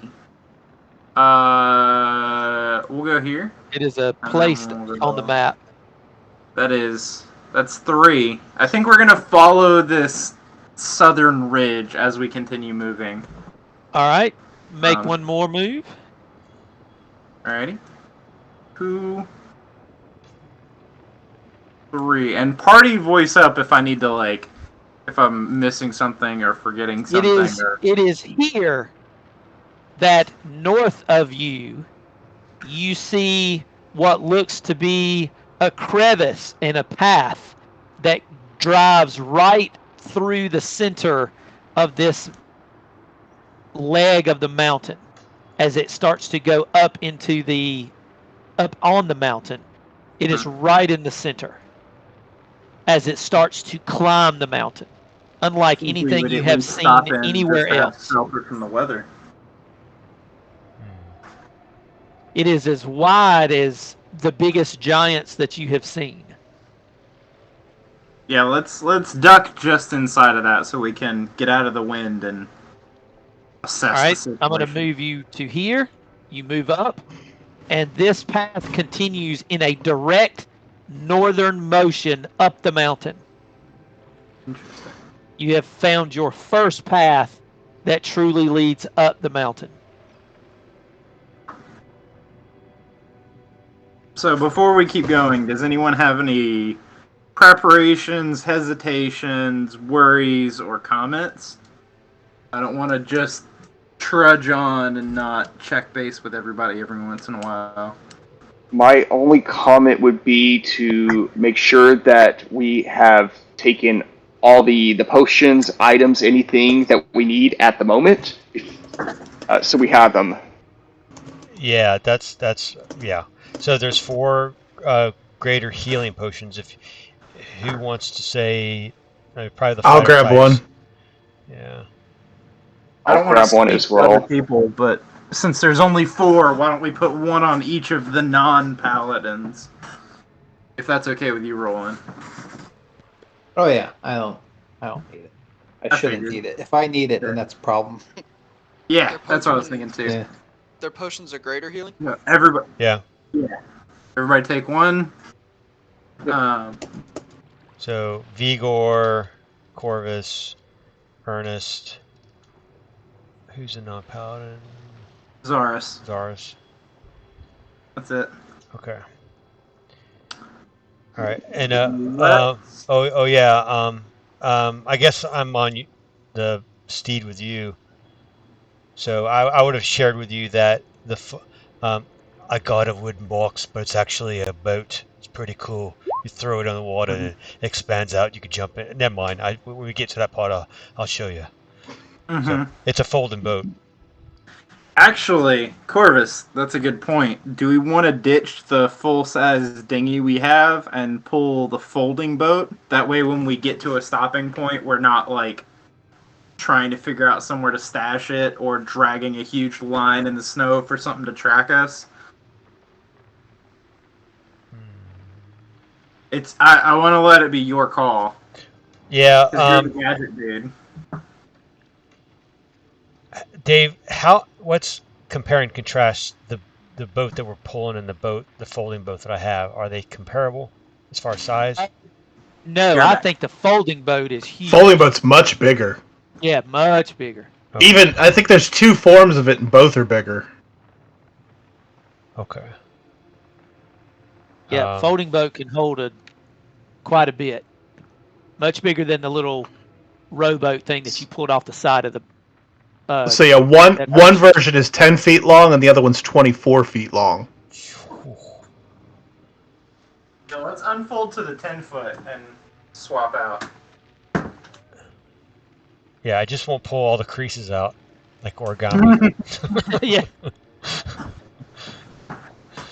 It's All like right. buying a new comforter set. You can never actually get it back in the bag that you got it from. Oh, Never. Mhm. You can never get that fitted sheet right. yeah. All right. So I guess we drop the boat. Okay. Sweet. So we'll leave the dinghy that we came with. We're gonna tip it over like we did before, and I'll use shape water to shift the snow and ice and close it. Okay. Anything? that way- Any other preps you are making? Anything we want to store here? I don't know if there's a reason to leave anything behind, but I figure if we're going into the pit, we want to be Yeah. as finely tuned as we can be. All right. If nothing else, You find yourself going up this winding valley that seems to be a car path up this mountainside. And suddenly, out of the wind and the storm, there comes a certain calmness. The aurora borealis you can now see just opening up as the sky and the heavens open up to just a constant night sky. And at the very top, as you get to it and you look, a castle comes from nowhere. And not only is it a castle fortress of giant size, it is shaped into the large giant skull that sits atop it. I think everybody can see that. And from the distance, you hear, "I have the power." Castle Ice Skull. Castle Ice Skull lies before you. I don't get that reference. That is way before your time. And if you- Sonny, it's okay. It's just oldsters, get it? And if you click that picture, you can get a relative size of you versus them, as there is a group of adventurers on those staircases moving up. Does this ping anything in the lore? Since I do happen to particularly worship this god, or is this just how she's styling these days? That this doesn't recall anything in your readings, due to the fact that this used to be somebody else's. Interesting. You know that this is not hers, but she has taken it in that sense that you look at it and it's just her primary form, which you have met, which is the owl. This is still much larger than that. This whole sculpture is of giant size. Everything is massive. The steps, the door, everything is huge.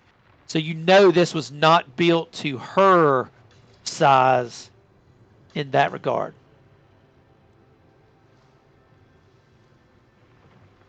Continuing up the stairs. I ask Ellie from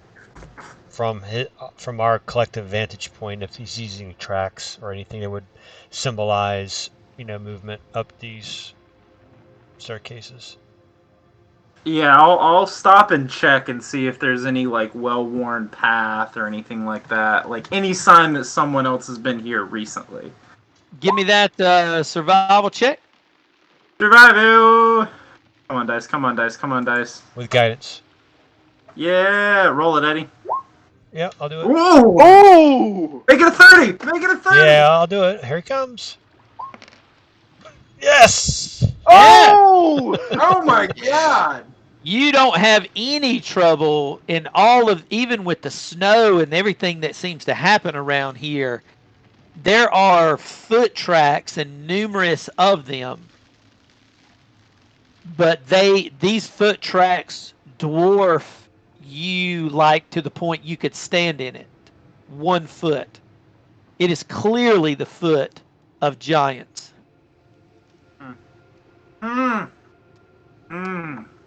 Interesting. I will share this with the party and Your lovely face. basically say in character, as I'm down on one knee, I get off the moose, I kind of touch the ground, rub the snow, sniff, and when the first person asks me do you find anything, I point out the edge of the footprint that we're both standing in. I'll kind of call attention to it so the party can realize what's going on. Zaris would make sure that everyone is within 30 feet of him, so that nobody can be surprised. Okay, that's good. So they Zaris is are they taking going up, point. though? They are going up here. You're going up that staircase. Right. Now I'm saying the giants. Both ways. Oh. Zach has, or Eleander is, for no doubt, this is traveled. It might not be traveled every day, and the snow seems to compact things, but he is able to blow away and fiddle around, and he is getting the outline of weighted down and crushed snow to fluffy snow on top. And there are giant tracks, not only to, but fro. I'll point out that previously when I've made attempts to track by footprint, so mechanically survival rolls, that I've been informed, or I've found out, however the best way to word it is, that footprints are easily disappeared, even our own, because of the heavy snow. So for these to be here, they have to be at least some form of regular and recent. Aren't we in a clearing? No, we're in like a You're like a valley. chasm. Like a chasm that led up to these staircases. I meant in the sky. I thought the sky was calm in this area around the tower. Once you got close to the tower, yes. Okay, so it's not you as start getting heavy up- snow. Right, not as heavy, but clearly it has been here. Are there any animals about if we kind of sit here for 10 minutes or out in the... Like, are there any life signs in here? Because I see trees and things in the description. I'm curious. You do, but you see no animals in this immediate area. You see no life signs of any sort. Okay. I don't have a good reason. It is just a gut feeling. But I think Eleander would question if we should go on foot from here. Like, pack the boat away and tell the moose to wait for us where it's safe. What do you guys think? Yeah, I mean, have a smart profile, I think is what you're saying. You're the survivalist. I do not know. I am city boy. Eddie, you made a good comment. I think Eleander, if people are agreeing to go on foot, Eleander would kind of hunch his cloak up on him and start to pack it down with snow as kind of a little bit of natural camouflage, like pat down whatever snow's already on us, make sure we're as white and obfuscated as possible. I feel like we are walking into a fucking lion's mouth at this point. Or a giant. Well, I mean, I feel like that's the truth. I mean, Yeah. you can see everything in every direction. She definitely knows we're here. I can't see any way that we sneak into this situation. You know what I mean? I don't think she immediately knows we're here. I think... I don't know. She was very unhappy when we messed with her statues. She popped out of the lake when we messed with her statues, and I don't think this is her. Like I kind of reiterate what David mentioned earlier. This isn't her castle. This is something she's taken possession of. And I have this weird gut interpretation that she is not hiding, but in some kind of retreat. I mean, the rhyme has to take its toll. Levistus has to take a toll on her dealing with him. Like, we've already hurt the dwarves, and she's been relying on weaker creatures to kind of do her legwork. I don't think this is evil warlord in his lair. I think this is her safe house. I think this is her... Like a sanctuary? Yeah, that's a great word for it. So, I mean, I could be totally off base. She could be scrying us right now and hearing every word that I'm saying. But I get the feeling that if we go in soft, like, I don't think we need to charge up the hill and kick the doors in to do this most effectively. So you're suggesting a stealthier approach? Yeah. Or at least a tread lightly kind of deal. But I mean, like, I'm voicing it out loud so that everybody else can tell me, nah, let's just run in there and kill her, or whatever you guys are thinking. My only call against that is I have disadvantage on stealth rolls, so that's going to potentially come back to bite us. She did that heavy armor. Passive praise. So I could do that. You have that? I don't think. I was. Oh, okay. You said it. Well, you said it like you had it, or someone else had It's it. a druid or ranger spell. I said I wish we had a ranger. Oh, okay, Yeah. okay. Pass that trace. Or our druid. R.I.P. Corvus pops up and says, "I got an idea. I can cast a floating disc, and you blokes can jump on, and I'll go ahead with my elven cloak over my horns. They'll never see us coming or hear us. I'm telling you, it'll work." And basically put something over How many of us could it carry? Well, Yeah. Gary, 500 pounds? Yeah, I'll put it up there. Oh, so like 2.5 of Two of us, yeah, but it doesn't make any tracks, doesn't make any sound. It goes wherever I go. That's 2 people. If it could carry all of us, I would be up for it. But if 4 of us are gonna have to walk anyway, I think we just walk. Yeah, but I think he's saying the loudest and clankiest of us can sit on the disc. Oh, that's true. Yeah, I'm trying And then to they find don't my. have to stealth as much. Yeah, throw Brandon and throw Ernest and Roland up on a disc and put a blanket over them. Yeah, Ernest. I was looking up what Ernest. Like, I put Ernest to like what he weighs. Like, I'm trying to factor in that with like heavy armor as well. So I think heavy armor would probably add about like 20, 30 pounds. Well, it should be in D&D Beyond in your encumbrance. Yeah. I would just like to point out, Zarus is only slightly less clanky than the rest of them. I don't have disadvantage, but I'm still not stealthy. Well, they have disadvantage, and I feel like I need to be in the front. Yeah. Just as having Disadvantage a front guard. averages to like a -5 around, Yeah. so that would give me about a -2. I was just stating the fact that I'm still not stealthy, so don't be mad at me when I roll Yeah. that. Despite the fact you're a cat. I don't think any of us are. I'm a big cat wearing a lot of metal. Besides, if you're clanky, that means that they'll come after you, our strongest hitter, and they're going to regret that. That's fine with me. Zarus doesn't have a problem with that. Do our 2 clanky friends that are about to disc ride have ranged attacks? I know, Oh yeah. like cantrips or javelins or something like that. I do, but I'm probably just going to run up if something happens. Or I meant like if something comes flying at us, or if something comes out, you guys can be holding a spear to shoot. Like if we're gonna have a floating platform, why not have a floating attack platform? Exactly. Yeah. Let's see.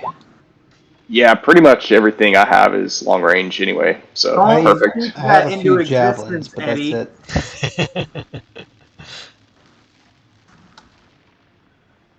Oh, it's 3 feet in diameter. Yeah, so 6 feet wide. No, So it would be Diameter radius. is all the way across. Radius is half. I joined the Army, not the Air Force.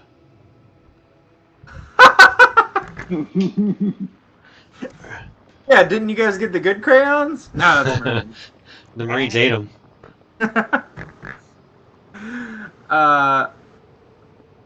Yeah, 3 feet would be a tight.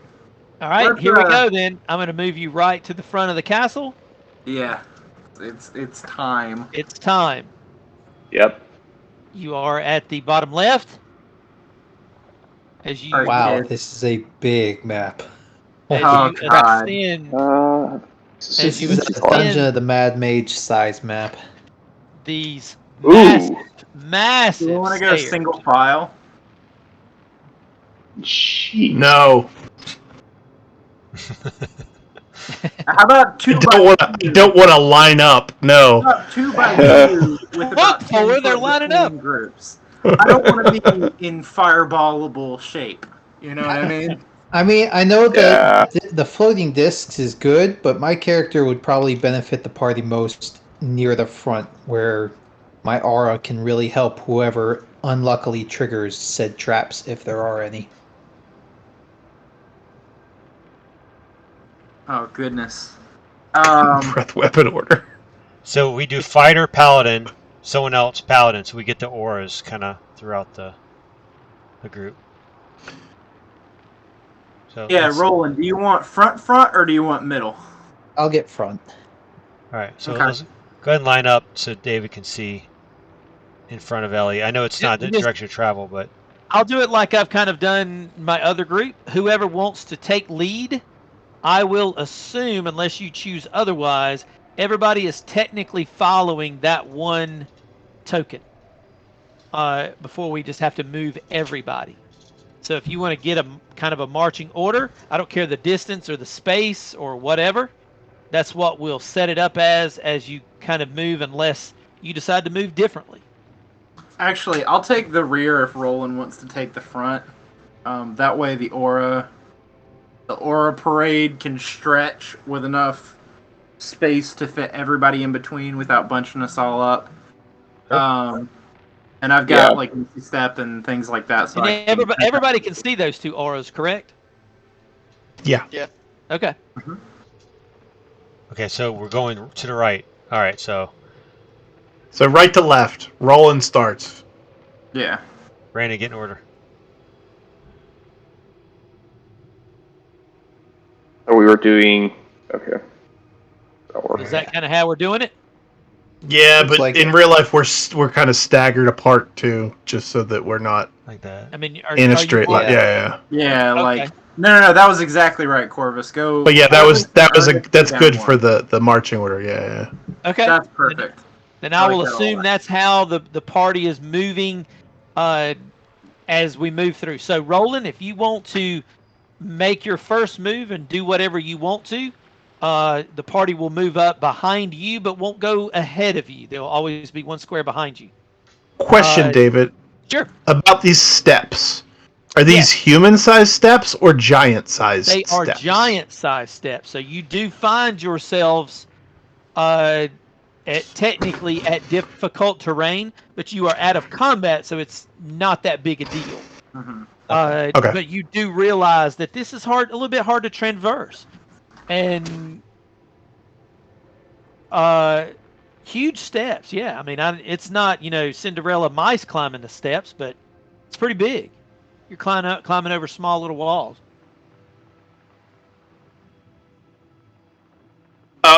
So one more question for the party. Are we stealthing? Should I put out my sword? Yeah. Well, I mean, if we made it this close with the sword out, anyone that would have been looking out would have seen us. So. Well, I'm just saying that Be open on door. the way up, I would have done whatever we said. Okay. My sword's automatically on. I just have to tell David to turn it off, and we haven't really gone anywhere yet. I just want to get feedback from the party. Honestly, I think Roland has a point, though. I'd rather you have it out and ready and be able to see than. I can see without it. About it. I can see without it. I have goggles and things. I think everybody now can see without light. Okay. I think So if it's better You to. can cut it off until we. Yep. Got something. David, turn out the lights. you got it. Back to dark vision only. Oops.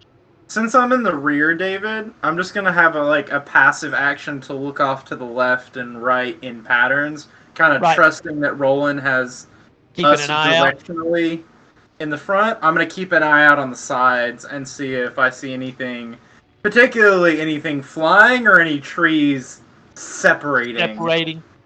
Hit me with that perception should it come up, since you are actively looking. Oh God. Or you can take your passive if you feel like that's something you'd rather have. Passive is better than that. Okay, My passive is a 12. you got it. We'll be rolling off your passive. All right, as you move up, the steps end at the front of a double door made of massive slabs of ice.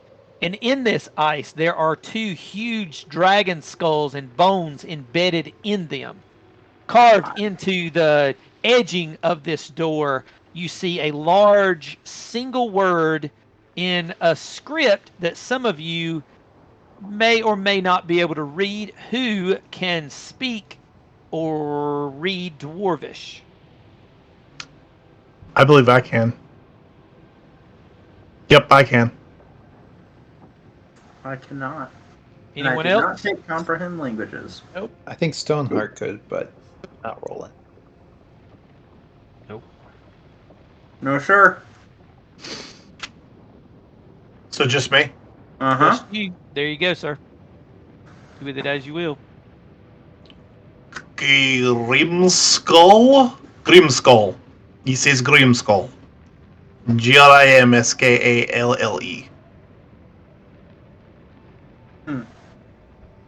You see that carved into the frame, this ice frame above the door. Can I tell what kind of dragons these were alive? Give me a survival. Or well, that'd be nature, actually. Give me a nature. No, I'd prefer survival. I like survival better. CSI 10 towns. God! They are, What? pure white bones that are encased in the door, but exactly what kind of dragon? Not entirely sure. Not entirely sure. But it was a big one. I do kind of get close. I follow Vigor up close, and while you're interpreting, you see me kind of run my hand on over one of the dragons with a sad face, oh, somebody killed this. It's not cool. Hey man, I'm not gonna kill your family and make doors out of you. Good point. Okay. I guess I'm I gonna believe that's try on just you, sir. pushing it open. See if it will Did we open. knock? Avon calling. Your cookies are here. Can I, Uh, before he Are pushes you the just door you open, just gonna try to shove it? Just push it, right? Yeah, I just want to see if it would just swing open or not. You go to push it, and it does not seem to be hindering you at all, other than the fact that it is big and heavy, but Okay. with enough force. I You wouldn't think you open can it all the Open way. it because it does not seem to stop you. Okay. can I do my divine sense as an action and specifically see if I feel Arl's magic on this door Well, she or in is the area? a type of, I guess, celestial, maybe something of those It's sorts. celestial, fiend, or undead, or great evil or good, vaguely. Well, she is a great evil, so there's that. You don't get anything with the expenditure of that, but it's mainly because you realize nothing happens out here on the steps and the woods and the ice, but it doesn't penetrate Yeah. this thickness of ice and stone. Okay. Or obviously full cover. So you ping it, and it just doesn't come back due to the massive size of this fortress. That's kind of how I figured. Roland, you want to see if the two of us can open the door? Oh yeah, the door is pretty easy to open. I just want to make sure that that's what we want to do. Eleander in character would say a word of caution before we do that and just say, let us go in peaceful. If there is an attack to be thrown, let her throw the first one. That's all I ask you. Alright. Hey, I don't even have my sword out. Yeah. I will push Put his sword open the away. doors then. Yeah, Alright. I'll help him. I was about to start asking for strength scores, but with both of you, I'm sure the combined is enough, numbers-wise. So both of you reach up and put your hands against that door, and the door opens. Do you open one or both? Let's be dramatic and do both. Yeah, that's what I was thinking. Just a big, slow, two-handed Slow shove. two-handed push on, and the doors open up. And you notice what looks to be a barren foyer. There are some remnants of furniture that may or may not have been here, but it has all been since destroyed and or crushed. And most of the things that could have been salvageable seem to be already salvaged. Nothing in this open area looks to have survived the bitter cold and age. So is it age, or has someone just already picked this place clean? It looks to be a fair amount of age.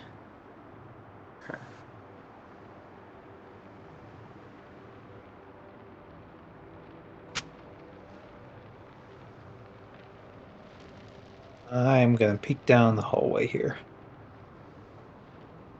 Taking a peep down the hallway, you see a long hallway of massive proportion size. To your east is obviously two sets of double doors. Further down the hallway, you see that it actually seems to turn to the west. Okay. Do we Do we want wanna to go search through these rooms? doors or continue down? Do we want to search rooms, or do we want to go into the deepest part of it? That's like how I'm trying to decide. Vigor's gonna put his head against this door and listen. Give me that perception.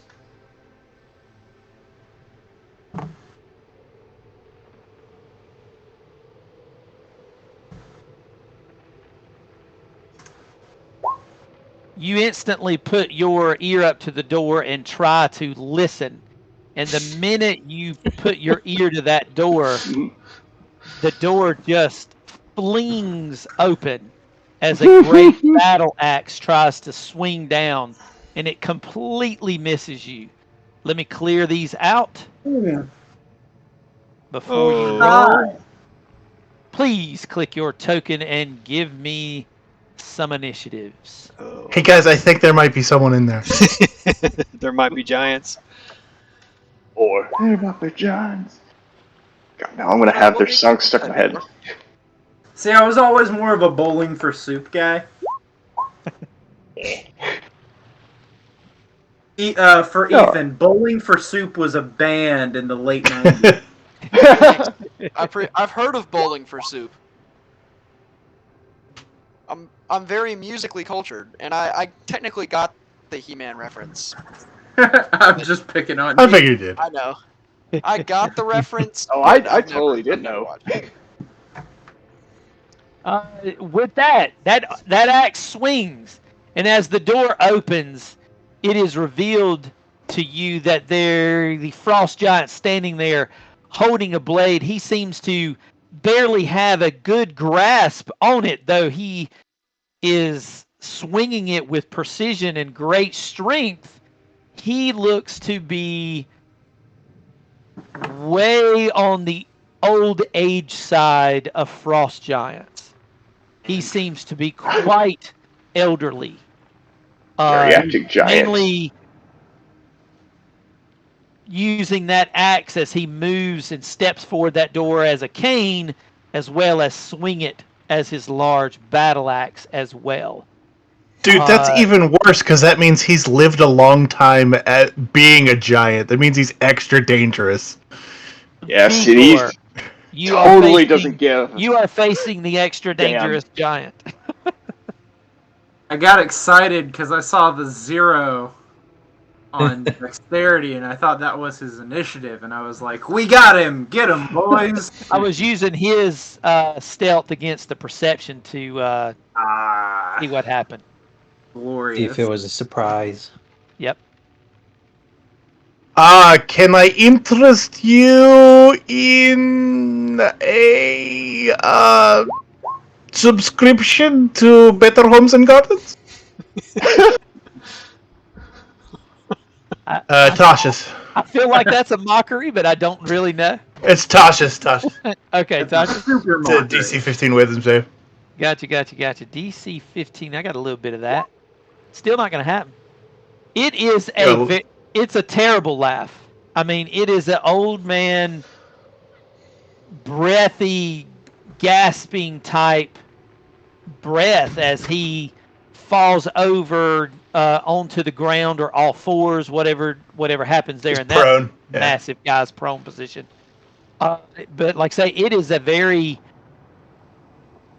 old man laugh. I mean, he is trying his best to catch his breath, much less laugh with it as well. You can tell He is of quite an age. Corvus. I'm gonna head sorry. back to there, and I'll clap Zaris on the shoulder and go get him, buddy. I've already got bardic inspiration from you. It only lasts 10 minutes. Yeah. Oh, do they? Never mind. Yeah. Yeah, it's gone. We have Yeah. bardic inspiration. Thank you. My turn. That'll be me. Yeah. So I'm free action. Are we doing this or what?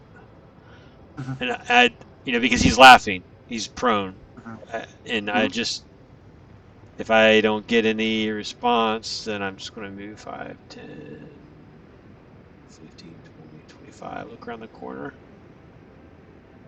and I'm not sure how tall are the ceilings? Ceilings in here. Probably pretty tall. Ceilings in here are 30 foot tall. And is the wind a little more Most predictable? doors are 25 feet tall. Okay. Is the wind patterns a little bit more predictable in here? Other than the fact that the front doors are wide open, yeah, I mean it's windy. It's not, not anything crazy. You're inside the structure. Okay. Nothing out of the ordinary. Yeah, I'm going to cast because I don't know what the party's going to do. I know that would really screw up somebody who's going to do something else. I will hold my action and cast a Mind Sliver at it, should it make an aggressive move. Okay. And I'll move my 10 extra feet. You got it. Ernest. Yeah. So before we went in, we discussed trying to do this stealthily, right? And everyone was in agreement to that. Vaguely. Pretty much. Vaguely, yeah. You would. I mean, he's kind of toying with that. Blow it to Taylor. You know what? The giant angry owl goddess comes screaming down that hallway. Just cast Thunderclap and get it over with. You'll have to think about the consequences of your own actions. But until then, you do you, homie. Yeah, let's go 15 here. Oh, ducks in a row. Look at that. Breath weapon. And I'm going to do 15 here. And, well, I'm in here, but it throws me over here. But pretty much I'm going to just, seeing that Corvus was not like guns a-blazing or anything like that, Ernest would probably mimic that. And well, you heard him ask a question, are we doing this or not? So you know that I'm reluctant. Yeah. Right. I'm going to be like, I'm going to, like, if we can get past this and potentially incapacitate him, I'm for that. Like, our mission is to get the book and get out. So what is Ernest actually doing? Is he holding an action? Is he doing nothing? Corvus is holding his action that if the old man does something, he's going to attack. Yeah, what I think... What are you doing? So if I hold an action, the bonus action, like doesn't... Right, bonus actions kind of go away. You can't hold a bonus action. Gotcha. Just double checking. He is going to... Yeah, let's hold an action to... I'll back up to here instead. I'm going to do a... Probably Toll the Dead. Say. Hold action to do Toll the Dead? Yep. If the old man does something? Yep. And I'll wait for, the party. Got it. All right, Frost Giants. Comes to the old Frost Giant. He's going to try to get out of this. See if he can stop laughing. I'm actually going to get out of that this time. Yep. However, you also hear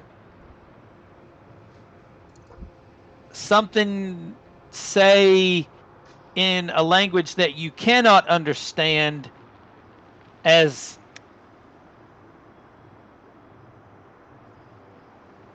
the double doors right at you I open. knew it. I knew it. I knew it. As he says something out loud. Only one person knew what it said. He sees, when he takes that one step, he sees what's happening, his father on the ground. He sees you in the hallway. Mm-hmm. Not real keen on that, Ernest. You're going to take 2 hits, sir. You going to do anything about that? Yeah, I'm going to warding flare him on the 23. On the 23, that just gives Yep. him disadvantage, correct? Yes, disadvantage from All right, that one. the disadvantage part of it. Oh my god! He's still going to hit you. Oh, You'll take yeah. two Hefty. great axe hits. You are No. going to take a total of 49. Holy crap. Oh, I hate this place. Man, that is quite the spread on those Oh. 2 rolls, though. God. Look at that spread. Anyway, with that, the father barely gets himself up with half his movement. No, he doesn't. Does he not? End of his turn, he can make the check. Oh, Not the beginning. excellent. You got it. So he You got is it, you got still down until next turn. You got it. Then I am done. Eleander. I do not speak giant. As much as I would very much like to. Does anybody speak giant? Nope. Nope, that would be Stoneheart. Okay. Nah. R.I.P. I look at Vigor with like almost a not sad, but like a I don't feel good about this face. But I've got my sword drawn and I kind of shake myself free of it, and I'm gonna run up and How many times do I have to tell you, old man? just I don't feel good about this, but there's no way to communicate with him. So I guess in Primordial, Does as a nobody free know the action- SpongeBob episode where that happened? Yeah. How many I got the times do we have to reference. keep? I got it. Yeah. How many old men do I have to This teach lesson, this old lesson? man. I love young people. Alrighty, Eleander. In Primordial, as like just a wing it. I do say like a prayer for rest that would be common for worshippers of Oral, like a sleep gently in the cold and snow. I do not regret this, as it must be done, and I'm just gonna whack, whack, whack. Alright, let me have them 2 hits, sir. Let me see. See what you got.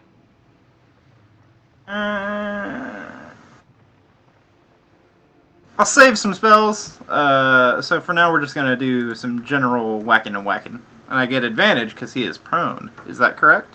That is correct. That is. Even correct. though I think prone is for him is still at 21 feet tall, it's still bigger than you are. But he can't dodge. That's right. Mechanically, you are getting advantage. One hit. That's a hit. Swing number 2. That is also a hit. Alrighty. It is elbows and The ankles. Frost giant. Do I even need to roll the cold damage? No. And we're gonna smite him twice, one on each hit. All right, spin the spell slots. So that'll start off with a solid 23, and We'll do. I'm just gonna go ahead and burn 2 of my 3 second level spells, so that it's a total of 6d8. yep. So he will take 30 additional 30 of radiant damage. Noise. And then as a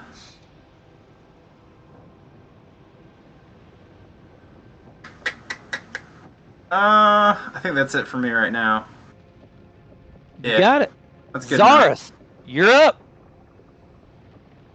You heard one up north. You see the old man on the ground down south. Zaris is gonna do what he does best. Oh, baby.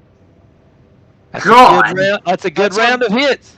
That's a great weapon attack too, so I get Yeah, I plus see that. 17 to damage.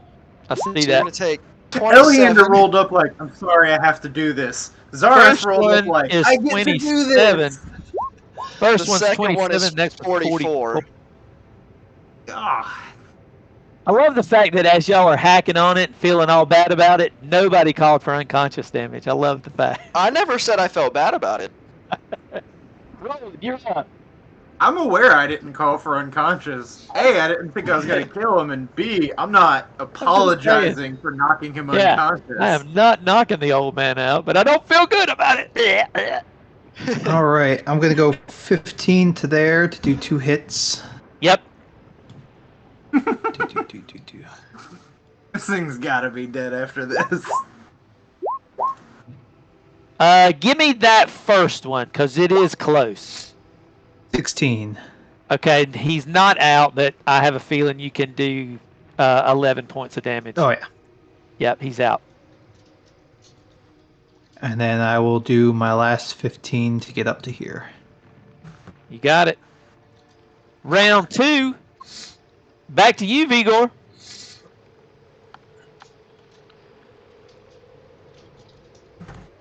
Okay, well, I guess I'll move 5, 10, 15, 20, 25 just to see what's going on.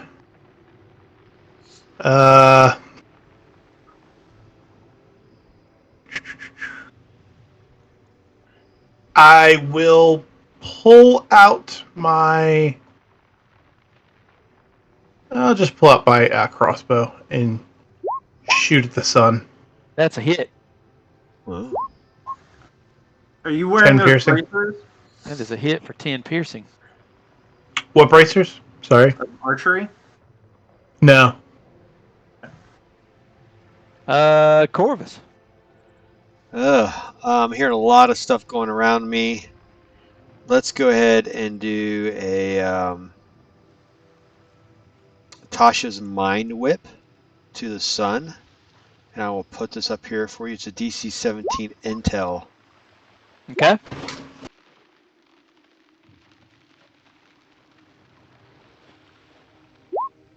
Not gonna make it. Oh, wrong Cool. one. Wrong one. Wrong one. Not that it matters. His intelligence is worse than that. Okay.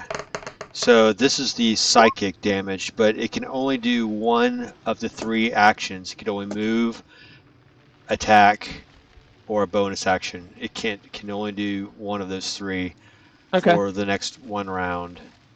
You got it. And then I'm going to get the hell out of Dodge. Come on, preacher man.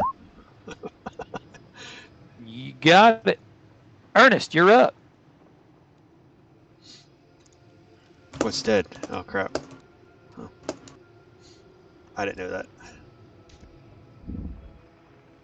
Yeah, hold on. I had to refresh my D&D instance when I did a long rest because my spells weren't pulling in. But I'm going to go ahead and... Am I within attack of opportunity range of this guy? I guess the question of that would be, Don't know. what do you remember? I remember they have a 10-foot reach, so if I leave there, probably yes. I'm going to let you make that call, brother. Sucks. Yeah. Is he wearing metal of any kind? He is not. He is wearing what appears to be patchworked. Well, you know what? I think he is. It does say patchwork armor, not patchwork hide. So I think so. Gotcha. And do we ever rule on if drinking a potion is a bonus action or if it's just a full action? I don't think we actually said anything about that. What does people want to do? I think we agreed that it was going to be a bonus action. Okay. Yeah, we've done bonus action in the past, I could All swear. right. Then bonus action moving. continuing. All right, sweet. I'm going to bonus action. Yeah, we're gonna do the. Fortunately, the. Well, no. Yeah, let's just do it. I'm gonna use the potion of greater healing. All right, drink it up. And Do you know what it is, or do I need to?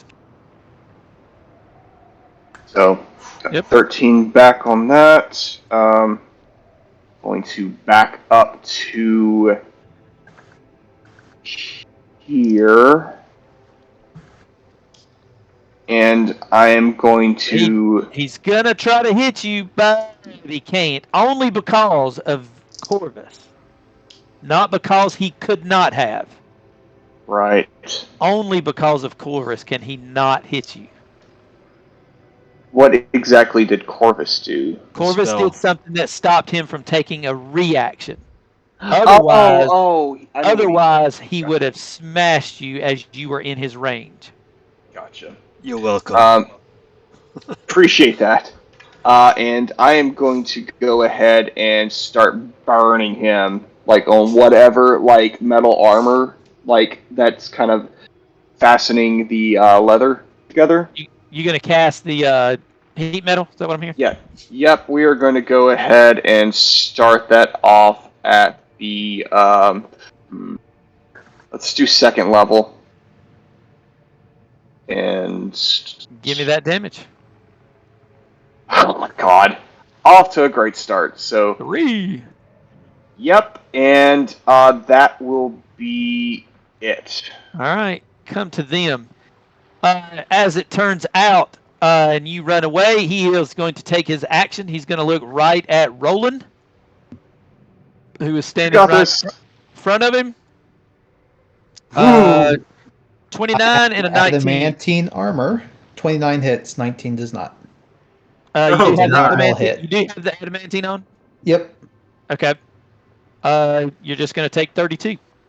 All right. I can count on 2 hands the number of time I remember that coming in relevancy at the table. Nice catch. Oh boy. Fudge. Here He we rolled go. 2 12s on that damage die. All Yes, he right. did. As the Yeti comes rolling around the corner and it sees you, I need Roland, Ernest, Eleander, and Zaris to make a savings throw, which is a DC 18 con save. Hey, As a cold David, can breath. I'm sorry, I got to jump in there real quick because this may be important. Sure. And I can't see. Did the giant move and attack or just attack? The giant has not. This is not the giant at all. No. When it did attack. Only attacked. No, it just attacked. Okay, all right. I'm sorry. He's within the 10-foot range. Okay, cool. Yeah. Yeah. I can't see. Okay, great. Game on.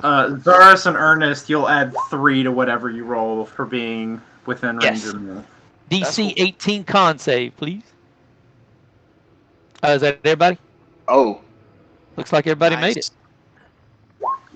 Oh my You're god. gonna take 27 cold damage at the cold breath, 13. unless you have something to help that out. Yeah. Obviously, it looks like everybody passed their save, so it's Yeah. technically going to be 13. Then if you have cold resistance, you can have that again. In your aura, Zaris is just for attack power. Oh no, that's Eleander's aura. It's a +3 to saves.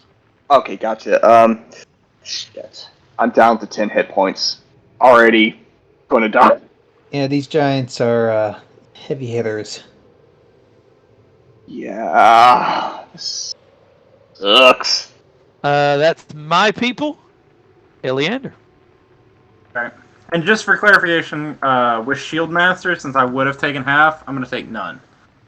But you're going to use your reaction to do that? Yeah, because it was my Okay. turn next anyway. You got it. So, that being said,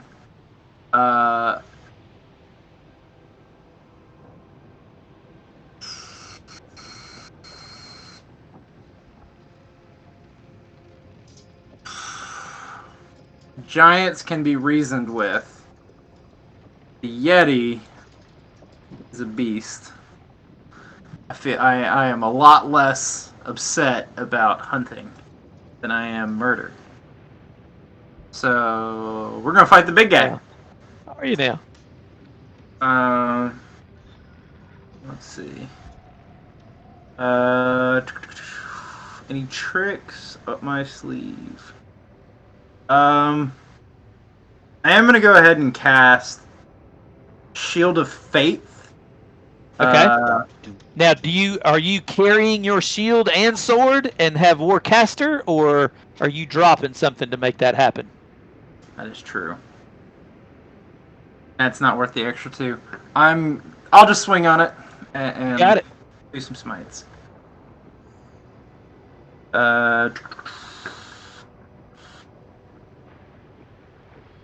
Swing away, sir. Swing away. 29 is a hit. 21 is a hit. Okay, good. Do I need to bother rolling the cold damage here? No. Cool. I get it. Decidedly not cool. So he will take a total of 28. And I'm going to That's your first smite. level smite on each of those. Give it to me. Additional 48. He'll take an additional 18. Cool. Please make sure you're keeping up with your spell slots. So, Yeah. Has anybody specifically said not to kill the giant? No, that was more of No. an internal thing I was having. Yeah, I think Okay. it was more of an internal conflict. That's No, cool. I'm Yeah, already, there's just constantly questions whether to kill people. Yeah. no, as a party, we've already burnt the hell out of it. It's on fire, Well, for sure. I did 71 damage to the old man, so Whew. The old man. So you might as well end the family line. I mean, gosh, I you killed mean- his I dad. Please. I made him So much- giggle. It's so Yeah, much all damage to Vigor me. did was made him laugh at his jokes. 17 is a hit. 14 is a miss. I figured, but I'm gonna use. Could a D8 help me hit? I'm assuming a D8 could get me You there. do not know, so just you'll have to roll and see. You won't lose it if it's worth taking, because you won't lose it if you 18 That- is gonna hit. That Yeah, turns it 18 will into a hit. Awesome. So I lose my bardic inspiration, but 15 and Looks 16. You like gain you a are hit. doing 31. And then I don't think I have any bonus actions. Rolling, rolling, rolling, rolling. Right, I will get up here and take a couple swings at giant as well. 18 and 11 will miss. Yep, 18 hits, 11 misses. For 14 total. 14 total. And minus I will back 4. up just a little bit. All right. And that'll be That- my turn. That works as you are still in his range. Yeah. Vigor, back to you, sir. I'll move 5, 10. See, that just looks bad. I'll slap Ernest on the shoulder there. And no, actually, you know what? I'm gonna take out my mandolin. And I'll be like, feel better, Oh, as I give him a quick 30. thank you, Brother Vigor. Oh, What's that's that from? such a- That's from my mandolin. What is it doing? Oh, the I- healing. I'm playing a song that's making him feel better. So it's healing him 20 points? Yeah. Is that- yeah, is yeah, that right? yeah. Yes. All right. Anything else? So, yeah, that'll be my action, and then I'm just gonna fuck back up over here and hide. You got it. Corvus. I have no idea what's going on. I hear a lot of pain.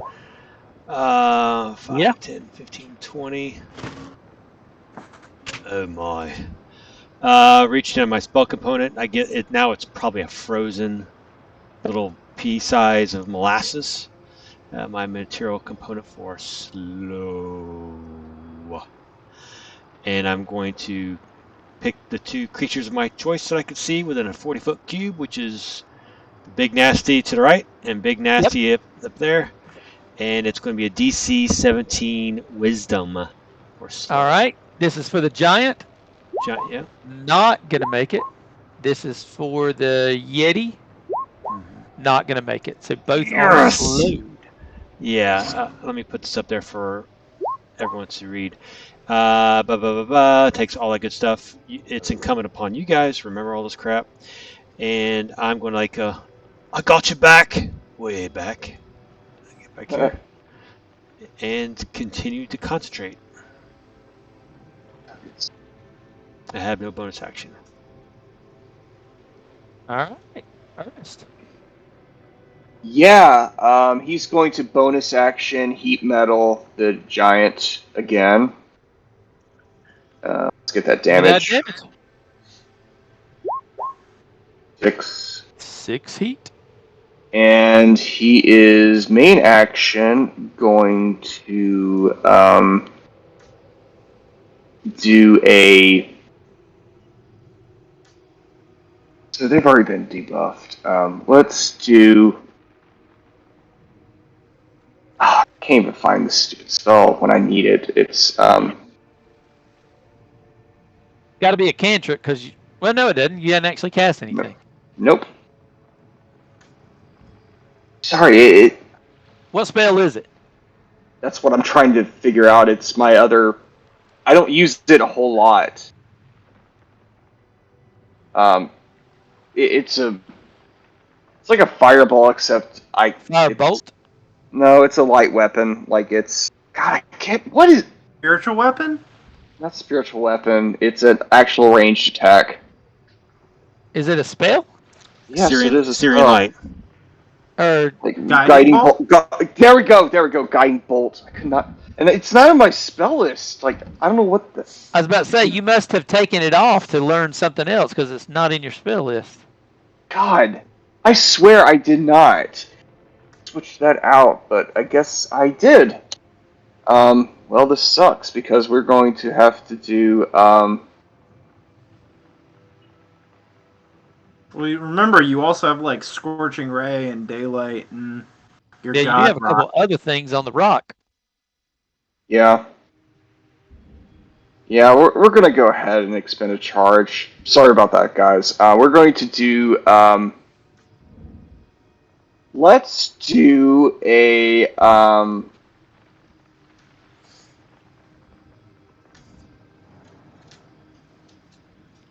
Oh, that's. So I can't even say that. Pretty much, I'm going to throw it up in the chat. Yeah. I'm going to go ahead and. Be So careful you don't hit party members. Yeah, I'm going to have to move up. Is the problem, and I'm going to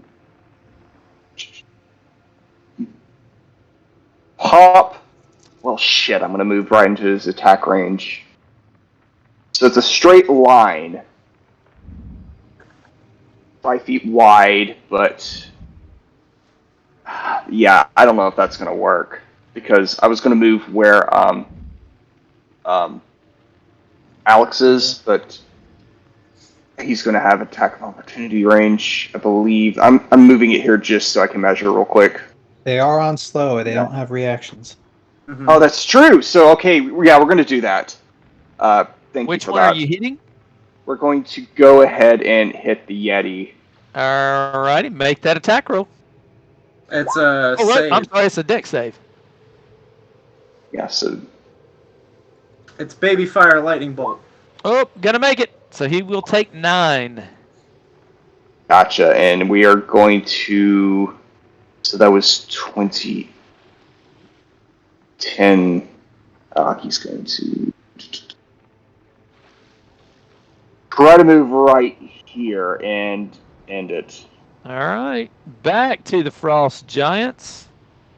They save at the end of their turn, is that correct? Again? Just to make sure? I mean, that sounds right. At the end of each of its turns. Alrighty, so with that, Frost Giant looking right down at Zaris raises that great axe. Misses Zaris. Yeti looking right at Eleander. Eleander, I need you to make a DC 18 Constitution savings throw, please.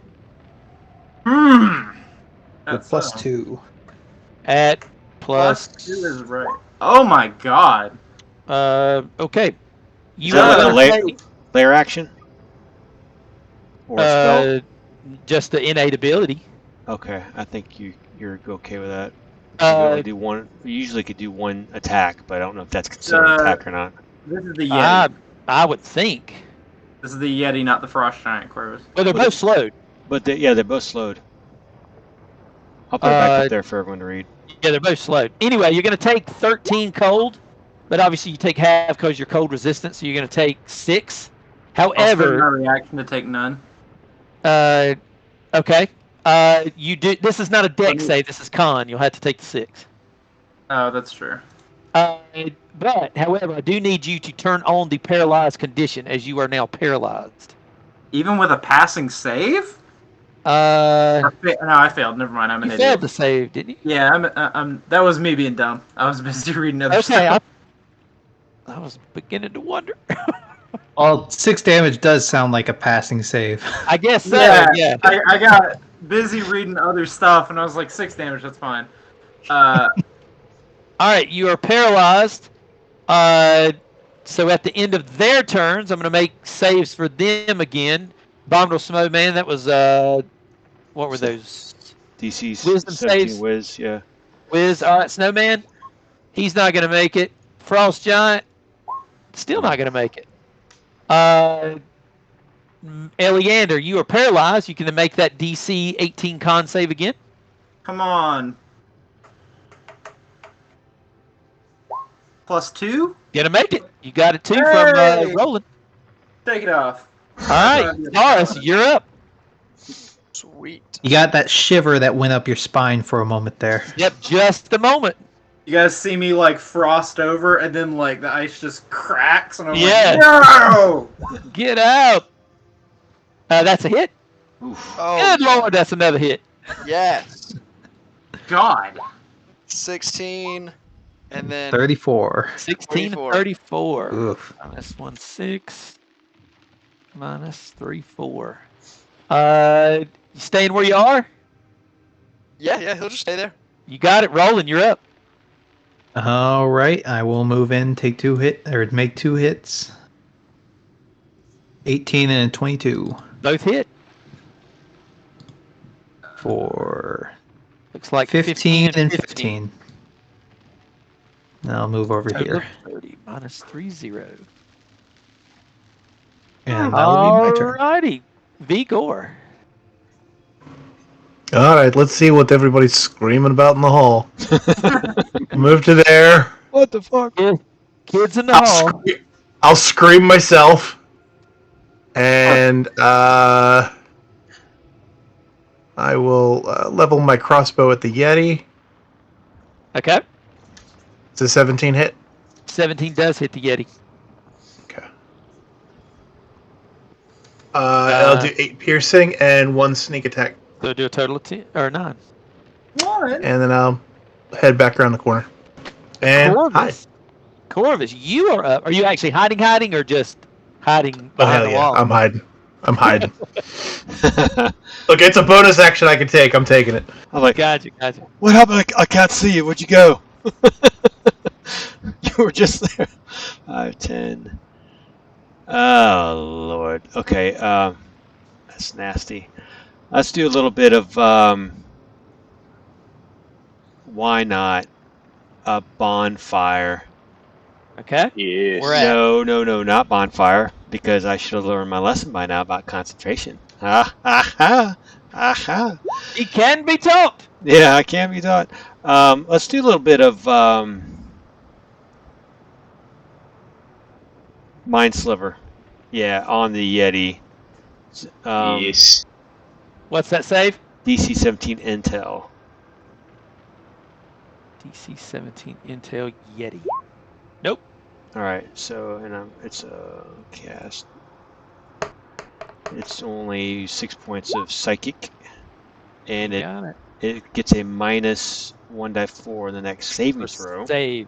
Gotcha. So probably still be slowed, maybe. I'm gonna get back around the corner here. Alrighty. I trip over Vigor because I can't see him. Yeah. Ernest. Yeah, we're going to bonus action. Heat metal him. All right. Give me that damage. 9. All right. Starting to creep up. Yep, and he is going to go ahead and toll the dead, the giant. So I'm going to need a, I believe that is a fifth. Yep, wisdom saving throw. Nope. All And right. he is hurt. Yep. So that's 10 necrotic, and I'm going to go ahead and finally hop around the corner here. Okay. Then Oh, back to the frost giant. So Zaris back with the axe. 17 Miss. hits you, Zaris? No, it doesn't. Does Got not. a 20 AC. Gotcha. Then I am going to closest person is still Eleander. Eleander, I still need that DC 18 con save. Come on with it then. Jesus! Oh my gosh. Ooh. You're gonna take 24 cold, half your resistance. You're gonna actually take 12, and you're paralyzed. I reduce it by 6. Okay. You're gonna take 6 then. And you are paralyzed, and that means I get to make 2 saves. So the wisdom, is it wisdom 17, Corvus? Yeah. Not for the Yeti. Oh, still not for the giant. Yes. Move it on. Eleander, if you'd like to make yours at the end of your turn. He's the 18 con. Of course. Yep. All right, Zaris, you're up. Okay. I need you to make a DC 15 wisdom save. DC 15 wisdom. Can't make it. Correct. Alright, you are now frightened of me. Zaris just roars in his face after absolutely beating his ass. And you're now frightened of me. So you Okay. have whatever the frightened condition It's does. I think it's disadvantage to hit you as long as he can see you. Yeah. So, and then I'm going to hit you twice. That's a hit, Hopefully. and that's a miss. Dang. Well. There you go. 9 damage. 9 damage.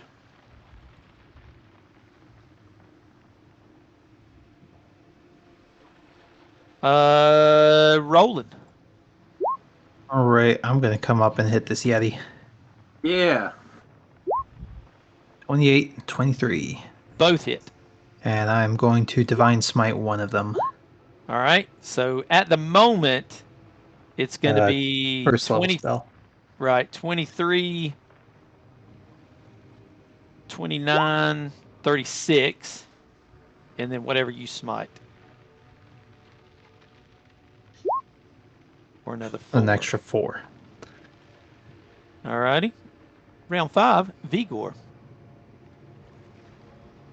Vigor's going to come out of Squishy Alley. Head over here. Oh, this shit's still happening? Okay. I'll take my shot. Which one? Yeti. Always Yeti. God. Always Yeti. That's a crit, brother. There we go. Double that for me. Alright. So it's going to be 8 and 3, which makes 11, so it's 22. He'll be satisfied with that. I'm going to head over here, Did. and he'll hide. Did you get Hide Snake? him again. Corvus. Yeah, he did. 8 and 3. All right. Let's do a little bit of how good is this Yeti looking? He's pretty well, actually he's not. He's got a couple cuts on him the first round Eleander hit him, and he's got He a has a couple, crossbow bolt in his Right. head. yeah, and he's got a crossbow bolt sticking out of that dome right there, but he's not all that. I mean- He's not all that bloody. Eleander has not been able to chop him for 2 rounds. Okay. So this is pretty cool. So he's slowed, right? So it's minus He 2 is. dexterity. I'm about to cast a non-concentration spell called a little bit of oil slick, which is my grease, Oh my god. on the Yeti. So Okay. it's Obviously a putting it behind him. yeah. I mean, so it affects his square and only his square. Right. So The he's DC got minus 2 to the dex save Right. for your DC 17, correct? Yeah. DC 17 dex. Yeah. All right. So we'll just take 2 off of this. Ha! He's like, All right. So I'm slow. he falls prone. What are you gonna do? And I'm done. You got it. Ernest, you're up. Ernest is going to pop here 15 real quick. Go ahead and use bonus action heat metal. Give me that damage. 10 damage. 10. Well, you're not gonna believe this, but that rascal dies from 10 damage. Oh yeah. Got him. Sweet. We're going to our main action, Toll the Dead on the Yeti, so I need a Wisdom 15 save. Wisdom save from the Yeti. No. Man, I can't make a save tonight. Good. 11 necrotic. And I'm going to 15 feet back up and end my turn. All right. Back to the Yeti, which is the only one here.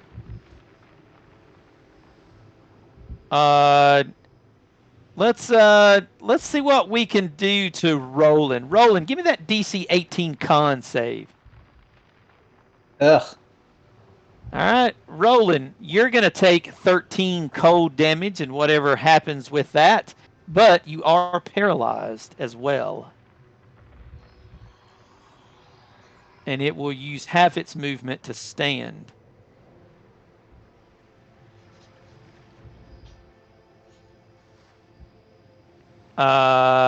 And that's all I got. Oh my god, Josh, I just saw your How- image in the Discord.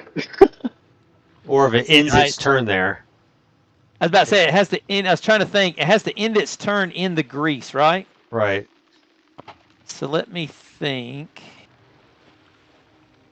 You know what? Roland's paralyzed. I'm gonna try it.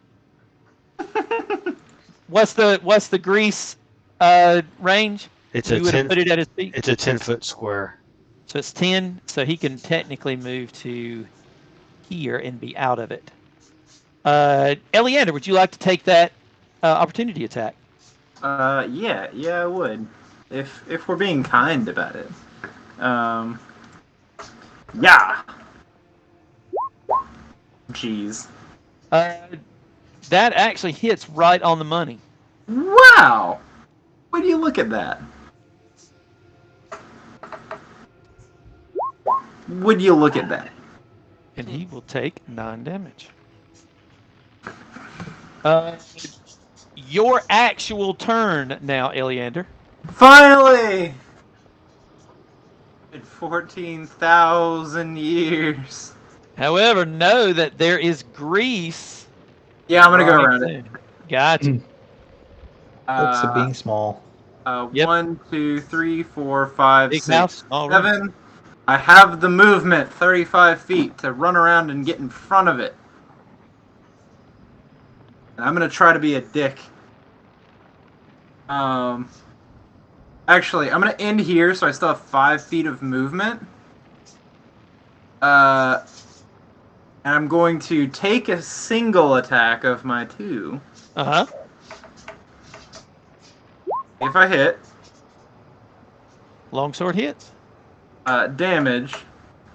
I'm gonna spend my bonus action now to try to shove it 5 feet. It gets advantage. All right. What is that? That's your strength versus it. So roll up. Isn't the Yeti still on slow? Yeah. Yeah. So it could not have attacked me and moved out of the oil slick. Oh. It can't. It doesn't have the ability to move, or is it just not half move? Let me put it up there Don't know. again. Let me double check. I thought it was you could only do Target one. its speed is halved. Yeah, that's what I thought. Oh, But okay. it takes half your speed to stand up. You were prone, weren't you? I was the round before. It was the round Oh, you stood up and then you the were. round Oh, you no, moved. it's attack or Or bonus prone. action. Never mind. That's Okay. what I read. Then yeah, if he was already stood up, he's good. I'm gonna try to fuck him up. So we got to do a strength contest. You're trying to shove him prone. So if you roll again, your strength against his strength, because you're shoving prone, right? Or 5 feet backwards. You can use a bonus action to try to shove a creature. Yeah, it's just a standard shove, no special mechanic. So it's athletics versus your athletics. Yep. And you are. What you got? Oh, I can't beat it. So 5 foot back, sir. So 5 foot back, he's partially in the grease. I will spend my last 5 feet of movement to move up and hit with the second attack. Yes. Golly gosh. 12's not gonna make it. Zarus. Okay. Just know, I guess, Zarus, know that right here is grease. Yeah. I figured. I was pretty sure those are the squares it was in. I'm just gonna hit it. No, I'm not. Nope, and your next one's at disadvantage. Doesn't On matter. the money. I had a crit in there though. Yeah, no kidding. 19. 19. However, 19 is enough to oust it. Yes. So with that, you have entered the fortress. Jeez. Ugh. Rolling out the welcome wagon. Jeez. Well, I feel welcome. We are kind of breaking in. The door was open. Just big. So immediately after this, I asked him if he wanted magazines. He started laughing. It's all going well. I'm gonna step The up. door to the was corner open, here. so we came in and killed everybody. I mean, what else do you do? God. All right, you're a little scattered out. So what are you wanting to do? We'll Ellie start and with you, yourself. Zach, since you were talking. I was just gonna say I'm gonna step up to the corner and yell down the hallway. Check the bodies, check the rooms. We can't stay in one place for too long. And I'm going to stand at this corner and swing at anything that comes at me. Well, from your vantage point, looking through your eyes, you are able to see a large open room that is to your east. It looks to have a staircase that goes up. However, to the north, you notice another large room that seems a little bit more frozen than normal, and it has a staircase that leads down, along with another set of double doors that are immediately to your east. Going to go down the line, Alex. So what's in this room? That's to cool, the right, Brandon. Spin the spell slots and use them. aside from the door? Is this just like a bedroom? You go into that one, and it looks to be exactly that. It is some type of bedroom. A giant wooden stool sits upon the east wall. Looks a little bit rickety and old. While there is a bed that is against the south wall. You see one set of doors that is, again, further past and on the east wall. All right. I'm going to go and listen at the door. Give me that perception.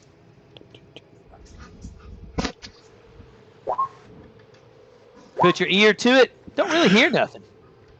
Then I will open it.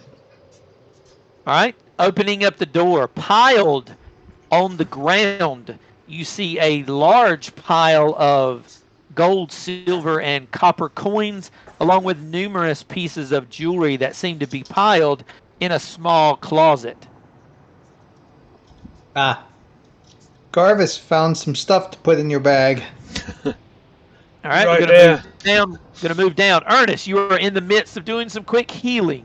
Yeah, I'm It looks chugging like you some. gave yourself 1 cure wounds. Anything else? A potion of healing. Yep, 1 cure wounds, 1 potion of healing. That is it for my potions, and I am going to, just not Try to really heal move a yourself whole up a little lot. bit. Yeah, Okay. pretty much. All right, moving to Corvus. Corvus, you're down there next to the dead old man. Yeah, patting him down, looking for stuff. You give him a pat, and he other than the fact that he really is just elderly, the only thing he had on him was that old great axe. Quite Is it- worn, quite used, but that's it. Yeah, I'm leaving it there. Inside the room that you are standing, however, this long rectangular room seems to be strewn with rotted pieces of wood and rusted metal, remnants of what at one point might have been a giant's weapon room and racks. There is a large, rusted out helmet the size of a frost giant that lies near the back wall. Otherwise, the room looks pretty bare. Helmet the size of a frost giant. Okay, yeah, that doesn't. As a wizard, that isn't. Yeah, so I'm just gonna move down the hall. You got it. Vigor. Vigor is gonna pat this dude down. Gonna pat the sun down. Yeah, I'll pat the sun down. Other than his melted armor and giant axe, he too has little in the way of any gold or jewelry of any sort. Okay, he that'll is be. your average frost giant. Yeah, so I'll say to the party, nothing here, and that'll be me.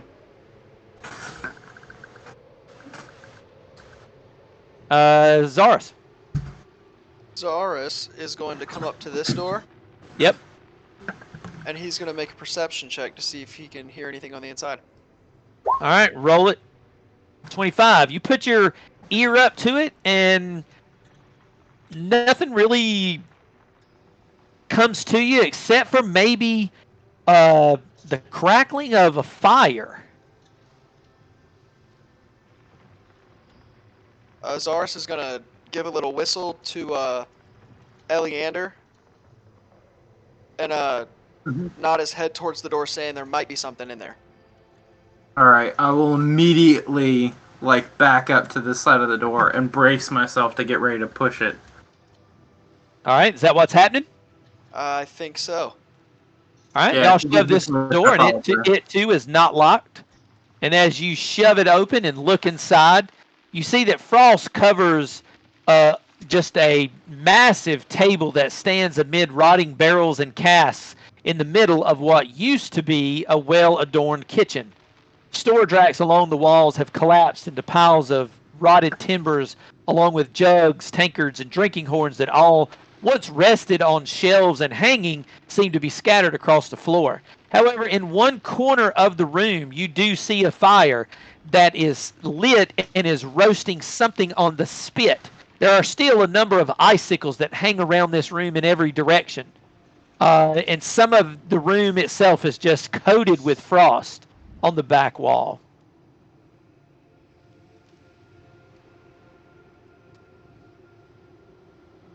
Zaris?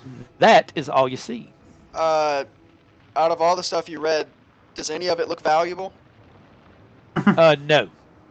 Then I think Zaris would still be on alert and move to a different room, and then that can be the end of my turn.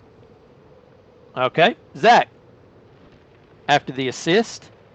After the assist, I kind of scan the room really briefly, nod to Zaris, and I'm going to move up into this half room. And I'm going to do... And this is mostly for flavor, so if I get nothing back, I get nothing back. Sure. I'm going to do my... not Channel Divine Sense again. Your Divine Sense again. All right, you definitely, when you do that, you detect a bit of possible fiendish that echoes in this room. And as many as 6 separate things. However, as you look around the room, you notice that there are 6 slender, frozen, gargoyle-like creatures made of ice that squat on a ledge as high as 20 feet above, and they just kind of look down upon you.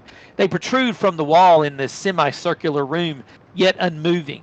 Near the back wall... I'm sorry? I was just going to say, when you're done reading, can you put tokens on the board for them? Sure. Thank you. Near the back wall, you see that there is a mist that kind of blankets the floor where that staircase going down is, but instead of the mist going down the stairs, it seems to be rolling up them. Yeah. And as far as the statues go, they are 20 foot high, and there are 3 on. They're kind of like this. I don't really have them. They're kind of like that, going around that semicircular room.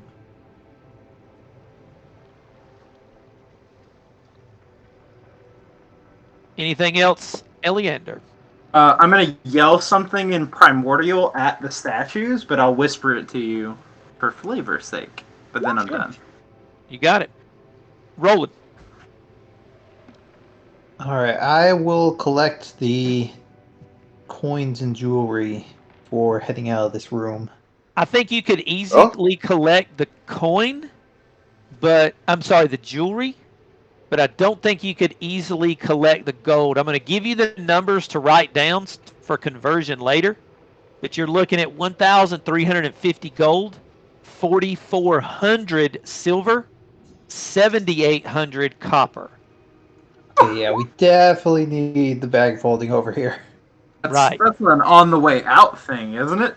Yeah, that weight. Not my business. Not my business. That weight, I think, even goes over the amount that a bag of holding could possibly carry.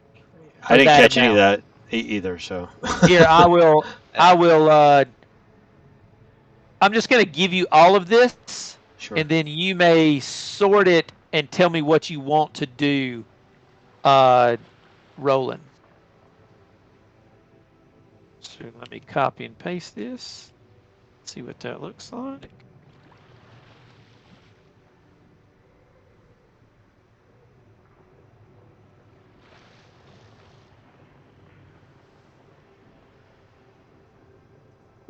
See what that does. Hey, yeah, it made it. Jesus, that's a lot of coins. I know it probably didn't break down into a whole lot of gold, but we could just take the gold because that's only 440 gold and silver. It's 440 silver. The 4,400 turns into 4,000 or 440 gold. You're right. Yeah. But copper would be 780 silver. That would only be 7 gold. And 7 gold. Yeah. But. And I'm pretty sure that that's bag 270. That's 271 pounds of coin. Right. Oh my God. And I'm pretty sure you've got quite a bit of stuff in that bag of holding that I'm sure gets all the way close to 500 pounds because that's technically all it'll hold. I wish I didn't lose without the copper. It's 115. But right. Yeah. Without the copper, it's 115. All right. That can be decided however you want, but I'll start heading back out into the hallway. Okay. But you see this other stuff, obviously, that is in the room, or that was in that pile. Brandon. Yeah, I'm gonna move up. And I'll take the jug just in case. Actually, no, that's probably too big. So are we doing like jug, 30 but feet? it is not a giant size jug. Okay. Are we doing like regular turn movement, or is it just free No, action? it's kind of free. You let me know what you want. I mean, obviously, just know that there could be consequences if you hit a trap or anything like that. But people have been all around so far. That's not it. But yeah, it's your turn. You let me know what you want to do. I'm gonna move up, and out of curiosity, do you remember what item we got or what table we were supposed to look at? Because I did not have that, and I think one of the items was a bag of holding. That was the one that has the boots of the Winterlands. I think it's table F. Yeah, it's on Table the Facebook. I have to double check though. When in doubt. Yeah. But that's like several sessions back. Yeah, I just, for whatever reason, we're like, at end of session, oh, by the way, you get this. And I was like, oh, I'll add that, and never did. But I'll look through that. I'll pass it off to someone while I'll figure out if I can get something that may help with the gold You'll have situation. to do that in obviously in 17 minutes. You'll have to do it in an off combat time or Yep. off scenario time. Yep. Anything else? Anything you want to do? Not actively, no. You got it, Corvus. All right, I'm done. Next. You're done now, I take it? Yep. All right, Vigor.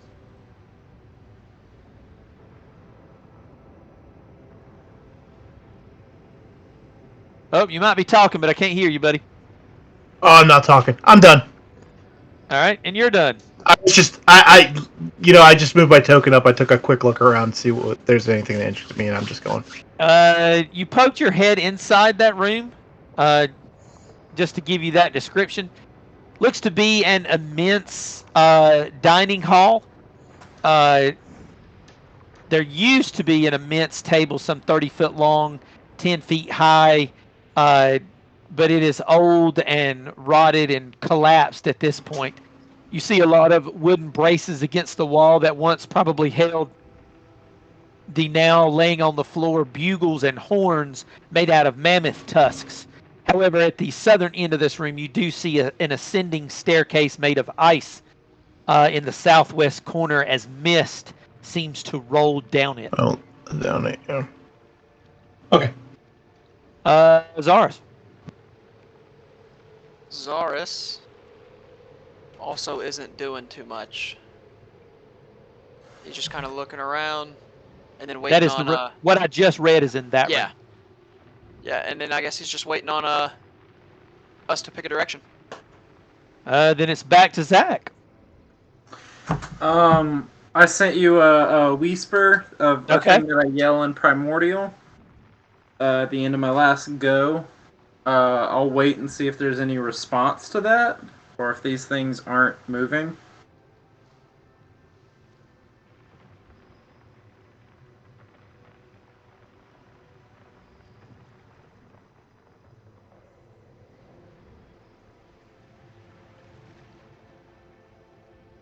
Okay. I'll give it a few moments, but as people start to pile up behind me, as they walk up, they can see that I'm looking up at these things, so they're able to catch on that they're up there. But I'm gonna just move to the stair. I kind of give them a very respectful, almost like a half bow, like not even just a nod, but like a half bow. Kind of a walking bow. No, like before I start walking. Oh, like okay. Give them a deep bow, like okay, and then I'm gonna move to the top of the staircase. You got it. Going down or going to motion for the party? Well, I am leading by example, but I won't go down it until they join me. All right. What's the party want to do? It looks like Zach is giving a motion to head down. That is to a different map. Putting it up to the party instead of going through each one. Does anybody want to do a different? Give a quick bow and join him. Just as an option, I don't know if you guys already saw it or not, but there is also a staircase down here apparently. Zaris. That one goes up. Okay. That one goes Is up. it also frosty and snowy? That one has a fog that's coming down. It has a fog coming down the stairs, where in this area where you would think the fog would go down the stairs, it's actually coming a little bit up out of the hole.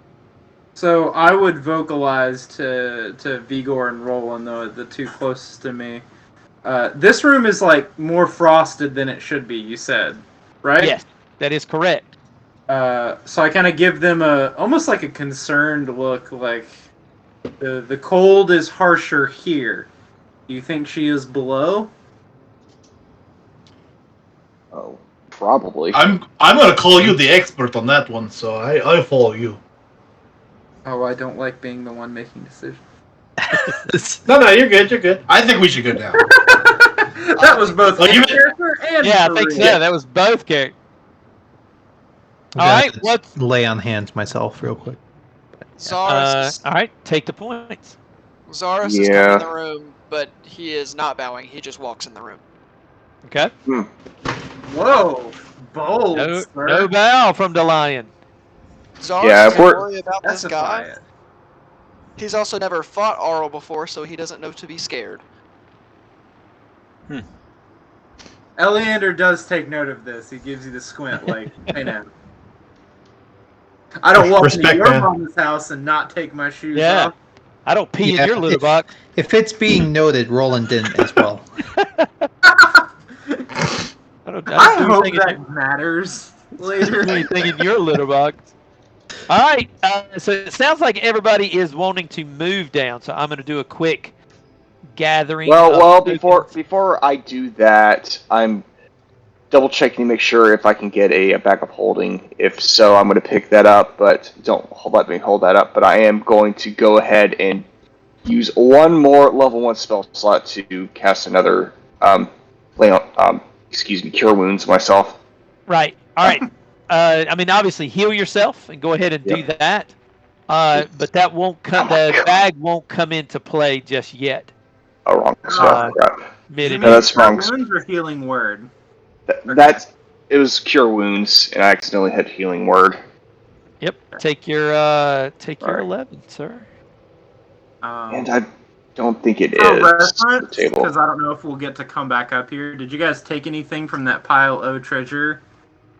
That's what I'm trying to figure out, is if I can get a bag of holding, I'm going to go ahead and dump like all the treasure in there, but I don't think, like, I thought it was on the table and I don't see it.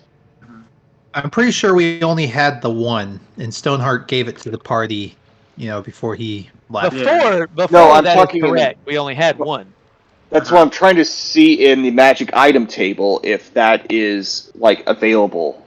I thought it was, I don't, like, the list I'm looking at, I don't see it. It's if it's not on there, then it probably ain't there. Well, could someone, if they have it off the top of their head, link it, so I can just reference? Because that's what I would be doing if I have it. If I picked it, I would be doing that. If not, no worries. Yeah, I would have taken the gold and that jug. And left the rest, correct? Yeah, assuming that, we don't put any of that in the bag of holding or whatever. Right.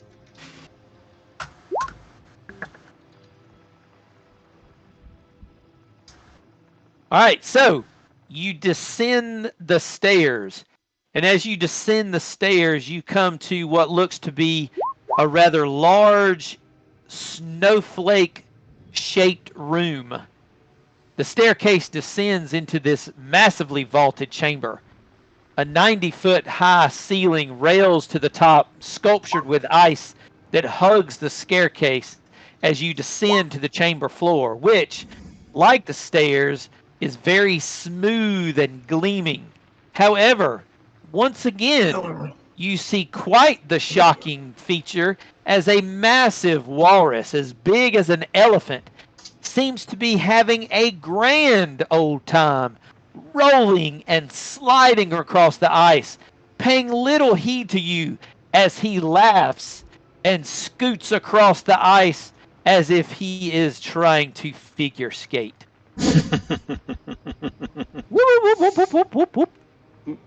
Zaris Jesus. pulls out his remaining 2 fishes, just holds them out. Just holds them out to him. Fishes? He continues to skate around the room a couple times until he finally does take notice of you and you holding up some fish. The giant walrus, while not seeming to be interested in you at first, now seems to be looking directly at you. Do you want some fishes? And in a very similar voice, the walrus says, "Yes, I would love some fishes." Zaris slides the fish across the ice and asks, do you know Reginald? And he slides right past you, scoops up the fish in his mouth, and just keeps on skating. And as he continues to skate around the room, he devours the two small fish and says, "No, I don't know a Reginald." Oh, he's kind of cool. Where are we exactly? He sounds a lot like you. That is quite strange indeed. You are at the trials of the Frost Maiden. Do you wish to partake? Oh, I do hope so, as it has been so long. Whee! Zaris just kind of defers to Eleander, just kind of looks at him for an answer. This I is mean, big. I mean, I love that you I look mean, at me like have a fucking the answer is simple. It's hell yes. I'm gonna put my crampons on. Yep. I think they would be on. Yeah. Oh yeah, probably a good idea. I'm gonna do the same. And Yeah, we're me gonna too. slow walk around this ice.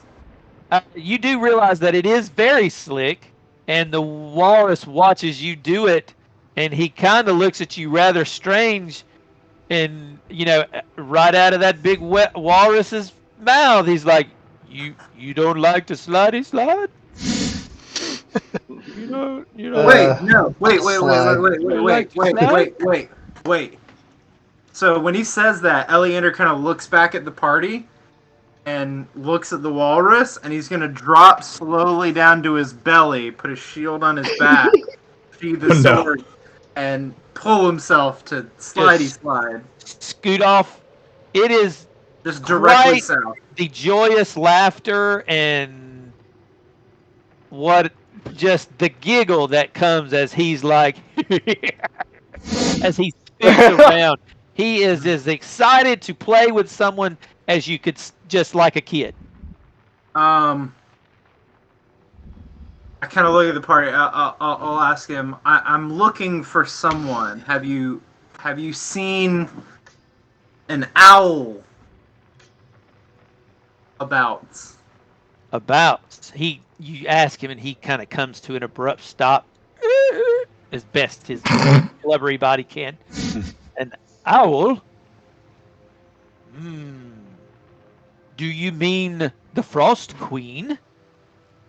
I kind of get to my knees. Like, I get up to my knees and I nod very eagerly. Yes, I'm looking for her. I need to speak with her. And then as I realize I've just said that out loud, I kind of look at the party and like do the, I've sent you. Well, He looks at you and he says, fear not, she is not here, for she has taken flight across the icy land in which to do her work. Fuck. No, that's a good thing. No, that's a bad thing. We came here for one reason. Is the orb saying anything? We came here The for a orb seems to be, I think, in a bit of shock. And again, his expertise is in Netherese and Yithrin. So if you ask him what does he think, he tells you this is basically amazing. You are in the depths of what appears to be a massive frost giant fortress that a goddess has taken over, if that is the way things are. And it sounds like that you are at the pinnacle of some of her power, in which she has created 4 trials that he does not know all that much about. Maybe your companion, who seems to have an infatuation with her, maybe he knows more about this situation. Okay, you keep being helpful. You don't get the pocket. I'm gonna Can we look to Elliot. make him like a little papoose? Like a little chest holder, like you'd have a baby in? Right. I mean, A baby Bjorn. if somebody wants to work on that, I think we can make that happen. Is anyone proficient in knitting? Mending? Leatherworking? Leatherwork. Anyone? Leatherworking? Oh, let me check. Nope. Nope. And in answering that question, of course, the giant walrus continues to scoot and slide around the room. And he looks at each of you as he passes by on one of his glorious slides, which he seems to have gotten rather good at. He says, "You two are here for the trials?" Great and wondrous Blubberman, we are interested in more information on the trials. The ghost lady told us we had to do the trials for something.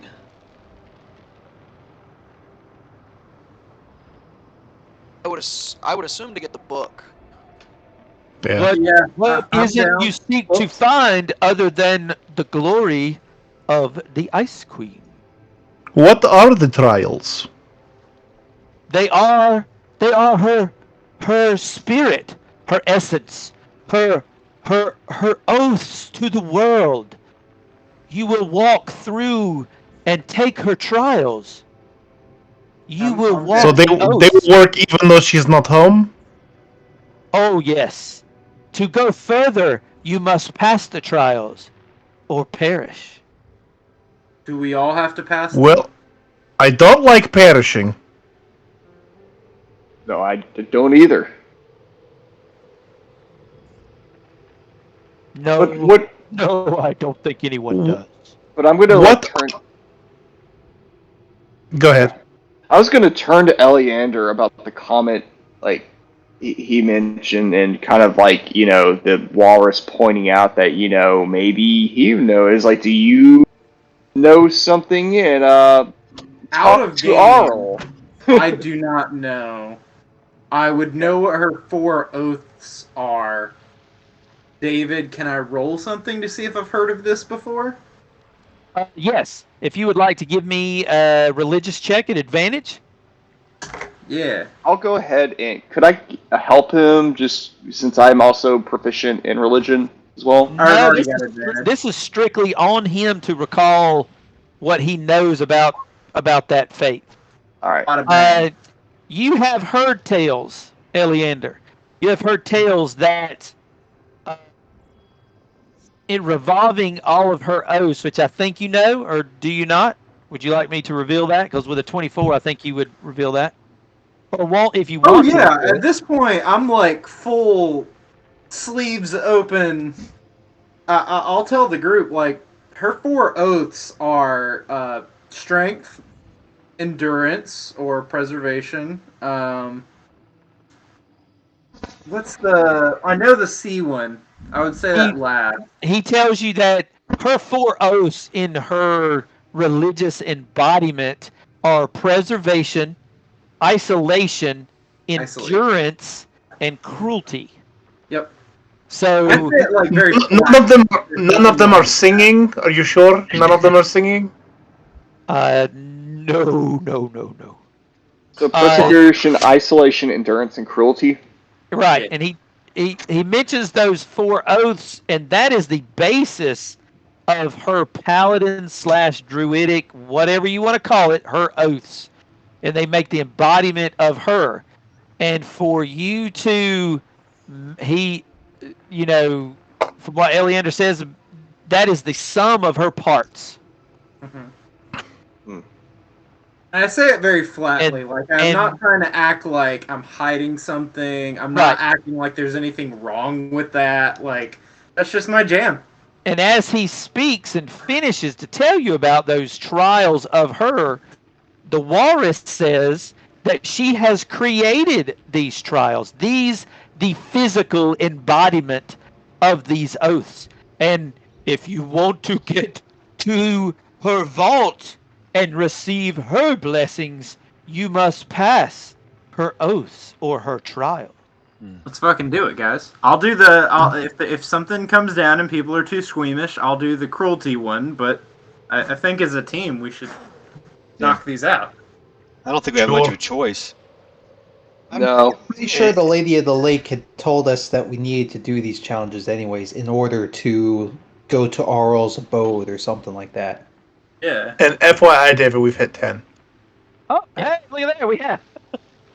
Oh, Okay, then we will stop right here. It sounds like you are going to be ready to do some trials next Wednesday.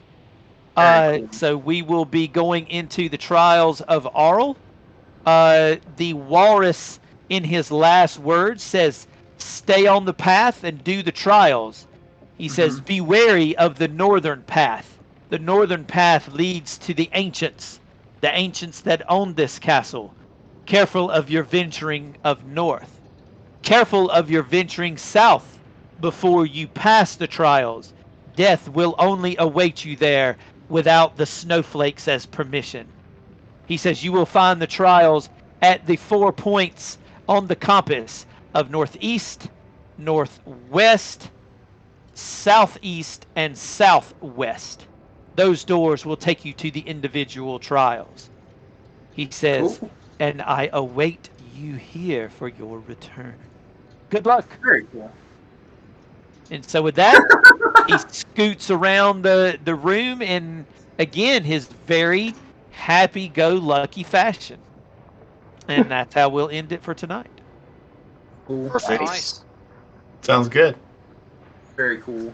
And yes, Yeah. Brandon, if you want to look at that and